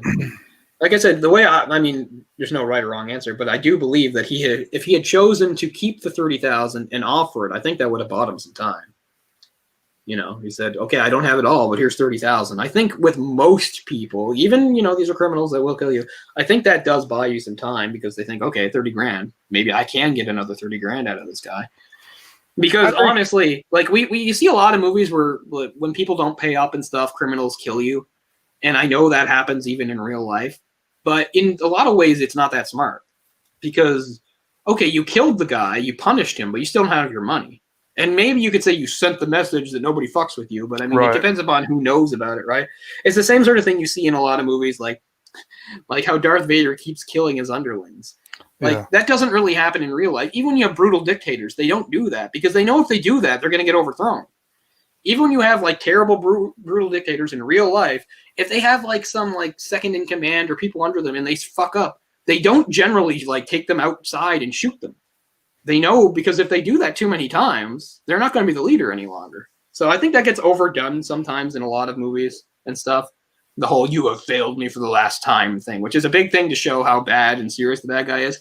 I get it. It's a good device, but I don't think it's that realistic because, I mean, if you have a reputation for doing that kind of shit, somebody will take you down, even if you're powerful. What's funny is this actually is addressed in a Star Wars comic, not even the new run, but from back in the 80s. And there's a Star Wars comic set, I think it's set, I think it's set somewhere after Empire Strikes Back, but it's before Return of the Jedi. And there's, Luke and they're going to go on a mission. But just at the same time as this is happening, there's a base that Vader's visiting. And there's a bunch of officers there that engage in a conspiracy to kill him because they're sick of how he's been killing them. Yeah. Of course, they were in no way successful, of course. But I mean, it's interesting that even an old comic like that, addresses that. It's kind of cool. It's I know he's the Emperor's favorite and all this stuff, but I mean, maybe he can have an accident. This is the military, and he just keeps killing people. But yeah, it's kind of the same sort of thing I think about. Sometimes when you have somebody that defies a criminal in some way, or does, especially if it doesn't pay up, because I mean, yeah, killing them sends a message and everything, but you don't get your money. So that's why I'm kind of on the fence about whether or not they were going there to kill him all along or what. Or again, if theoretically, if he gave the 30 grand, if that would have kept him alive a while longer, or if they would have just said, fuck you, it's not enough, boom, you don't know, because that one phone call with a voice on the phone is the only thing we get out of these guys. We don't get to see them or any scenes with them interacting or anything like that. It's obviously intended to be open-ended. Yeah. I would have almost liked it if maybe we heard "Hey Cop" and it cut right there. I would have almost liked it if we didn't know 100%. Didn't know the guy. Yeah, I thought about that too. I think that would be interesting. Just because we all think it's going to happen anyway, but I think it, it's so open-ended anyway that I think it would have been nice to not even, just have "Hey Cop" and he turns around and then cut or something, Yeah, or I realize that kind of ending pisses some people off, but I think that could have worked. I don't know if it would have been better, but I think I would have accepted it. I would have accepted an ending like that. Well, I think a lot of people they need everything spelled out for them, but I think what you don't show means a lot sometimes. Yeah, but I mean, him dead in the car is sort of a powerful moment. I mean, you're right. You're right. I can't say it's not. But I mean, I would have accepted an ending where we don't know for sure. As I said, I think there's enough ambiguity about like not knowing exactly who killed him. Like you can make the obvious assumption that it was related to the bookie situation, but I really think the words "Hey cop" make it more open ended. Like it could have been almost anybody because this is a guy that made a lot of enemies and pissed a lot of people off over time. I mean, it could have been one of the kids that stole the $500 from the register. Yeah, right. Yeah, even though they shouldn't be that mad because I mean, they didn't get the money, but he didn't arrest them. Yeah, true. But as you said, criminals, they act, irrationally and stuff. So very well, easily could have been. Maybe more pissed off that he stole the $500 from them. Yeah, because maybe they know if they get hauled in, they'll probably just get released anyway. It's $500. That'd be a lot of money now, Oh, yeah. Be a couple grand probably. Yeah. I always feel like they're always minor characters in this, but like especially too when they're like immigrants. You have like an immigrant that's like running like a small store. And they get robbed constantly. Man. Yeah. What is it? Don't be a menace while drinking your. Don't be a menace while drinking your juice in the hood. Yeah, is that it? Okay, I was thinking there was more to it. They make a lot of jokes about that. The Korean grocer. Yeah. She's like doing like backflips across the aisle, like to watch them if they're stealing. I forget a lot of that movie, but it's a good one. Like if we got a problem and they keep pointing bigger and bigger guns at each other until he like comes out with like some old Soviet ordnance and he's like, dude, and he's pushing a thing and it's like aiming a big missile at him. The guy looks at it, he's like, USSR. It's like, it holds up, and it's another movie that would never be able to be made now. Like all the Wayans brothers stuff could never be made now. It's too bad. Like I would hate to think that like in today's time, particularly they say the black audience would like turn on them. Do you think they would? I don't know that the black audience would. I think it would. Oh, you think it might be like some sort of like white guilt thing? White people like standing projecting. up for you should be offended by this. Yeah. Like usually, stand-up comics, they say, if I tell a racial joke, it's never, that race person that gets mad at me. It's always like a white woman. It's like, you shouldn't have said that about so-and-so, like, but it's like the guy over here is laughing at me, the guy, he's laughing about the joke. Yeah. That is something that white people don't have a good reputation for. It's like, having the white guilt make them think they have to stand up and exactly. I'm not making a distinction between like standing up to actual racism. We should all stand up to racism, sure. Obviously. But that kind of thing, like I'm gonna get offended on this person's behalf. Like, no, it's up to them if they're offended or not. I think it's a fine line between comedy and being offended. So it is kind of. Yeah, I mean, it is a difficult line because I mean, as much as I'm pretty far up there as far as like the type of person that's not going to be offended by most comics, right? I'm like, oh, funny, even if it's not really my thing, I'm not going to get offended. But even I can be offended. It can happen, It is possible for me to say I didn't think that joke was funny. I thought it was offensive. So it's a tough thing, right? Like because it really does come down to the individual on that. It's rare for me to be offended by a joke, but it can happen. So I can't say like I'm immune to it. I can't just say everything is always okay, and because it's not. So it's a really hard line for a comedian because you're not dealing with just a group. You're dealing with individuals that all have their different lines as far as what's tasteful, what's not, what's acceptable, what's not.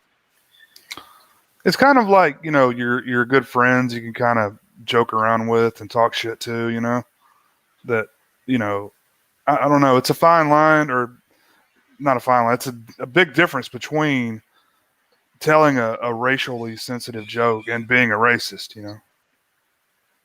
there's plenty of people that are racist that are never going to act on it, Yeah. I don't know. It's unfortunate what's happened to, I mean, name a good comedy movie that came out in the last decade, man. Like comedies don't exist anymore. And it's, unfortunate. There must be something, but you're right. I can't think of anything off the top of my head, which isn't a good sign. I'll tell you one was Good Boys was pretty good. Yeah, I liked it. I was expecting it to not be that good, but it was pretty good. I wasn't expecting much either. And it was okay, Yeah, I thought it was okay. It's probably the best I can think of in recent years. I think it's sad that like the only way you can get a satire through now is if you have to market it like right off and say this is a satire, which is what they had to do with the Jojo Rabbit thing. Because it's it's making Hitler jokes and Nazi jokes and stuff like that. So like the official trailer for that, it's like comes a satire. It's like it's a satire, people. Oh fuck, it's a satire. We know we're talking about Nazis and stuff, but it's because it's a satire. And I mean, one of the reasons that works too is because even though it makes jokes, like it's still it does have dramatic elements because it's like we can't not take some of this seriously because it is so fucking serious. That's one that I need to watch. It's on my list. Good. It's good. I think I said it's really distracting to me that Scarlett Johansson is the kid's mom. I think if Scarlett Johansson's like, I want to do a German accent, put me in a movie where I do a German accent. Why does Scarlett Johansson have to be in everything? Yeah, exactly. Which is a thought I had way before I saw that movie, but that just reinforces it. But she doesn't ruin it or anything. I'm just saying it's distracting. Like it should have been somebody else. But yeah, you'll like it. No one's going to call it a masterpiece or anything like that, but it is impressive how they handle the humor because they are making jokes about like the Nazi regime and stuff like that, but they're also acknowledging like a serious side to it. They're not just saying, "Oh, it's all hilarious. 6 million people die." No. Like they do a good job of. You want to talk about walking the line? Like I said, it's not as bad as maybe it seemed at first because when I saw previews for it, like I really thought that was Hitler. Like that is not Hitler. That is the kid imagining Hitler. So. The real Hitler or whatever. There's no version of the real Hitler in the movie. You just have this kid's own imaginary version of Hitler, who at first is like his best friend, but things change over time. So that's why it's like a really goofy, weird, silly Hitler. So it has the tall British guy from like Extras. Yeah, Ricky Gervais' friend, Stephen Merchant. Stephen Merchant, that's right. Yeah, he's always funny. Yeah, he's like an SS officer. But the funny SS officer is, once again, I talk about him almost every show, Sam Rockwell. Man, I love Sam Rockwell. Really? Everything. Wow. Yeah, he's in it. And of course, he's great. I love Sam Rockwell. He's, again, one of my favorite actors. He always brings it. He's good in, did you see 3 Signs in Ebbing, Missouri? I saw that. Yeah, I saw it. Pretty good drama. I mean, not great, but I liked it okay. Yeah, I need to watch it again. I remember Sam Rockwell giving a pretty good performance. Almost like you didn't even know that was Sam Rockwell, Yeah, no, he's really good. He's great in everything he does. I mean, he was good in the damn Poltergeist remake, and I hate that movie. And that's a terrible movie. Yeah, I felt sorry for him because he's like the person trying. But it's not his fault. It was a shitty movie. I'm gonna bug you about it again. Then you have to see Confessions of a Dangerous Mind. I know you'll like it because he's the main guy in that, and it's a really interesting story. I'll have to look that up. That's the one about Chuck Barris, the game show host who said he was a CIA assassin. I know you've told me about it before. Yeah, it came out in 2002-ish, I think. Really good movie. I don't even, like, Julia Roberts is in it, and I don't even mind. I don't like her, Oh, George Clooney directed. Yeah. Drew Barrymore? Yep. Huh. Well, I'll have to watch that. Oh, yeah, I think you'll enjoy it. It just takes everything he said seriously. I think way back we had a discussion about it, and I said at the time that he never wavered on the story. Apparently he did waver, but for many years he didn't. He said, like, oh, it's true. Like, the FBI, the CIA can deny it all they want, but it's true. I was an assassin for them, and he said he killed 32 people for them. But I think in his later years, he said more like, that's how it would have went if it happened. I don't know. He made it pretty clear that it didn't happen. Yeah, but anyway, in any case, it's a very entertaining story. I own the book too. It follows the book pretty closely. It makes a few small changes, but it's good. Also, Brad Pitt and Matt Damon have like a really funny cameo in it. They don't even have any lines, but they're just there. I think it's Brad Pitt and Matt Damon. At least Matt Damon. It must be. Yeah, I'm pretty sure because they're all friends with Clooney, right? Yeah. And this was just right around the same time as just after Ocean's 11. But yeah, I'm sure you would enjoy that movie. I need to see it again. But it's a really cool movie. We'll try and of course, it's so sold by... One of the things that makes it so good is Sam Rockwell is just so good. Like, I can't picture anybody else doing that. And what's funny, I think I said this before too, it's too late now because he's too old. But if like maybe 10, 15 years ago, they wanted to make a movie about Ben Folds' life, they'd have Sam Rockwell. They look really similar. They really look alike. And they're about the same age too. I think like Ben Folds is like maybe 53. Sam Rockwell somewhere around that. Anyway, really, really cool actor. So yeah. It's funny. There's a few actors that I really like that we haven't really had a chance to get into the thing, like we said about Edward Norton. So that's something we'll have to correct in the near future. I guess we can wrap up on Bad Lieutenant. We had a pretty long show at a fairly short movie, but again, we had a long period discussing music. So I hope nobody minded that digression. But Abel Ferrara, I want to check out some more of his stuff because I've only really seen his best known stuff. He always has a really interesting reputation as sort of, like you said, sort of a independent, go his own way guerrilla filmmaker, which is pretty cool. So he really hated the other Bad Lieutenant, I guess. Yeah, I remember. I've heard that quote. I saw it back when it was fairly new, and I really don't remember it now. Is Eva Mendes in there? Yeah. Oh, she's so hot back then. She's his love interest. She was his love interest in Ghost Rider. I know nobody remembers that, but yeah, Eva Mendes was opposite Cage in Ghost Rider. Is the second Ghost Rider any good? No, but it has one really good scene.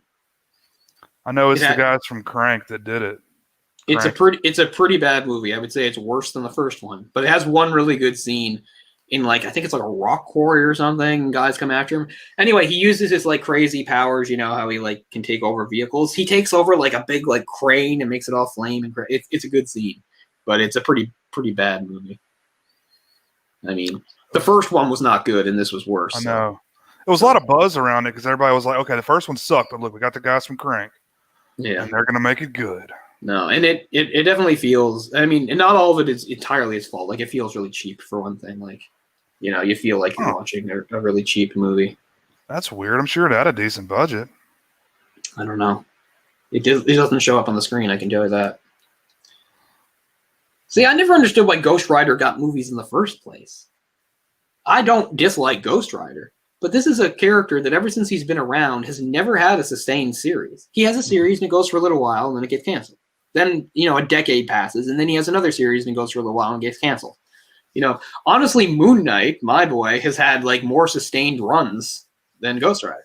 Anyway, we're not going to get a Moon Knight thing now, but apparently they're going forward with a Disney Plus show, and they might use what's his name, the guy from Star Wars, as Moon Knight. Oh yeah. The I know you're talking about. He's in everything.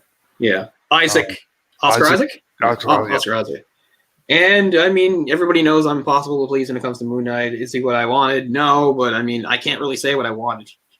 I could at least conceivably see him do it. I'm just really concerned about a Moon Knight thing on Disney Plus because they can't really make it as dark as Moon Knight needs to be. I don't want to be that comic fan because I don't need everything to be dark and disturbing. You don't. But Moon Knight, that just is his world. That's just what he is. It's like doing The Dark Knight, but he's not dark. Yeah. Because, I mean, he's more violent than Batman. Right. I mean, unless it's the Ben Affleck Batman. But, I mean, look at the way Ben Affleck Batman fights in Batman vs. Superman. Yeah, the Batman versus Superman movie. That's the way Moon Knight actually fights. Where he, every move, because really the way, the true, what purists like me thinks Batman fights and the way he fights in comics and stuff like that, is every once in a while, you'll see him do something kind of mean-spirited to hurt somebody. But that's usually because of an elevated threat or because of some emotional component. But when Batman fights 99% of the time, the whole point is to use, the minimum amount of force and just be as efficient as possible. Disable guys, move on. And the whole point of Moon Knight is that most of the time he doesn't do that. He knows how to disable people with minimal force, but he doesn't. He'll go out of his way to hurt and injure people. And you're not going to put that on Disney Plus. Is that what it's going to be, a Disney Plus show? Yeah. And I mean, I can't bitch because I mean, if even 10 years ago you told me Moon Knight would have a show, I would have said, there's no way. There's just no way. He doesn't even get respect from Marvel. Every time there's a big Marvel event, which happens all the time, every 6 months, big, huge, cosmic Marvel event, they never involve him. Ever. It's he doesn't exist. And I think I said this before. In the last few years, there were a couple where they did. And what they did was they put him in the first couple issues, and then he just disappears completely. And they finish everything, he's gone. They did that with Age of Ultron. He has a central role in the second issue of the Age of Ultron series. And then he's just gone. In Shadowland, at one point, he's narrating in Shadowland. And then again, when all the heroes go in to fight, well, anyway, Shadowland in a nutshell is about how Daredevil has like gone crazy because he gets taken over by a demon. So he like takes over Hell's Kitchen and turns into a weird place full of hand ninjas. And anyway, you know, all his friends have to team up to stop him. Moon Knight is there at the beginning, but at the end, he's gone again. He's not there when they actually have the final confrontation. Like, pisses me off so much. So anyway, so the idea, so I know you should just be happy Moon Knight's getting a show. I know, but I'm not happy because I wanted to write it. I know there was no way I was ever going to, but I don't know. It's have an open mind. Oscar Isaac. The one thing I'll give about Oscar Isaac is age-wise, he's about right. Another thing is I know he can play tough. He's not a very imposing guy, if I'm going to be really geeky. Moon Knight is big. Like, he's about as big as Superman. He's like 6'4". Oscar Isaac is definitely not that. He seems a little small. But anyway. I mean, probably 5'10", I would say max. Yeah. Probably shorter. And I mean, he's a good enough actor. I mean, he's a fine actor, so. Yeah. I mean, again, I don't know. I have to imagine if you're bothering to do a Moon Knight series, you're going to lean hard into, like, the fractured psyche.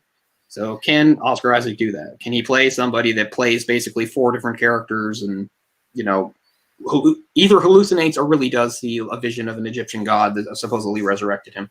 You know, I just don't know what angle they're going to use yet, but that's the psychological side of Moon Knight is basically the thing that's revived him in the last, like, in the 21st century is like writers like leaning hard into that. It's like, oh, you know, like Jeff Lemire wrote a whole like 12-issue series, like where almost nothing actually happens in the real world. It's almost 100% in Moon Knight's head, and it's fine and fun, but it's not really what I want to see.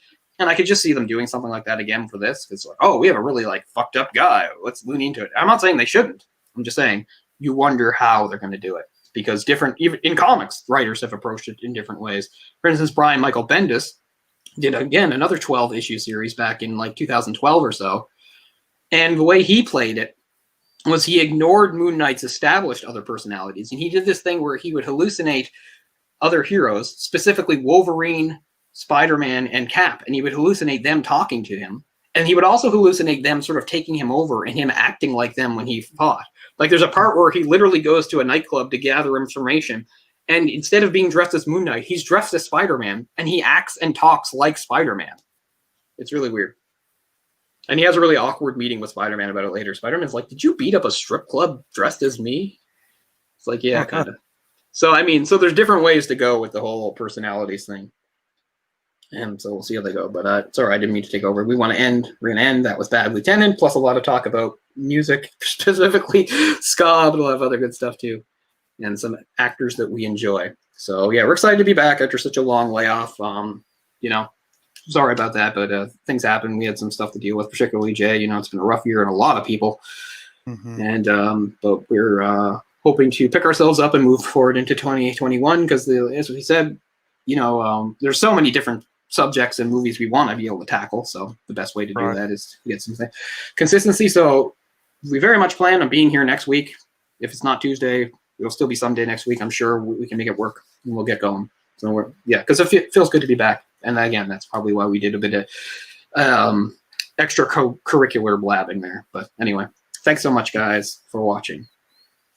Thanks, guys. See you next time. Good night. Stay safe.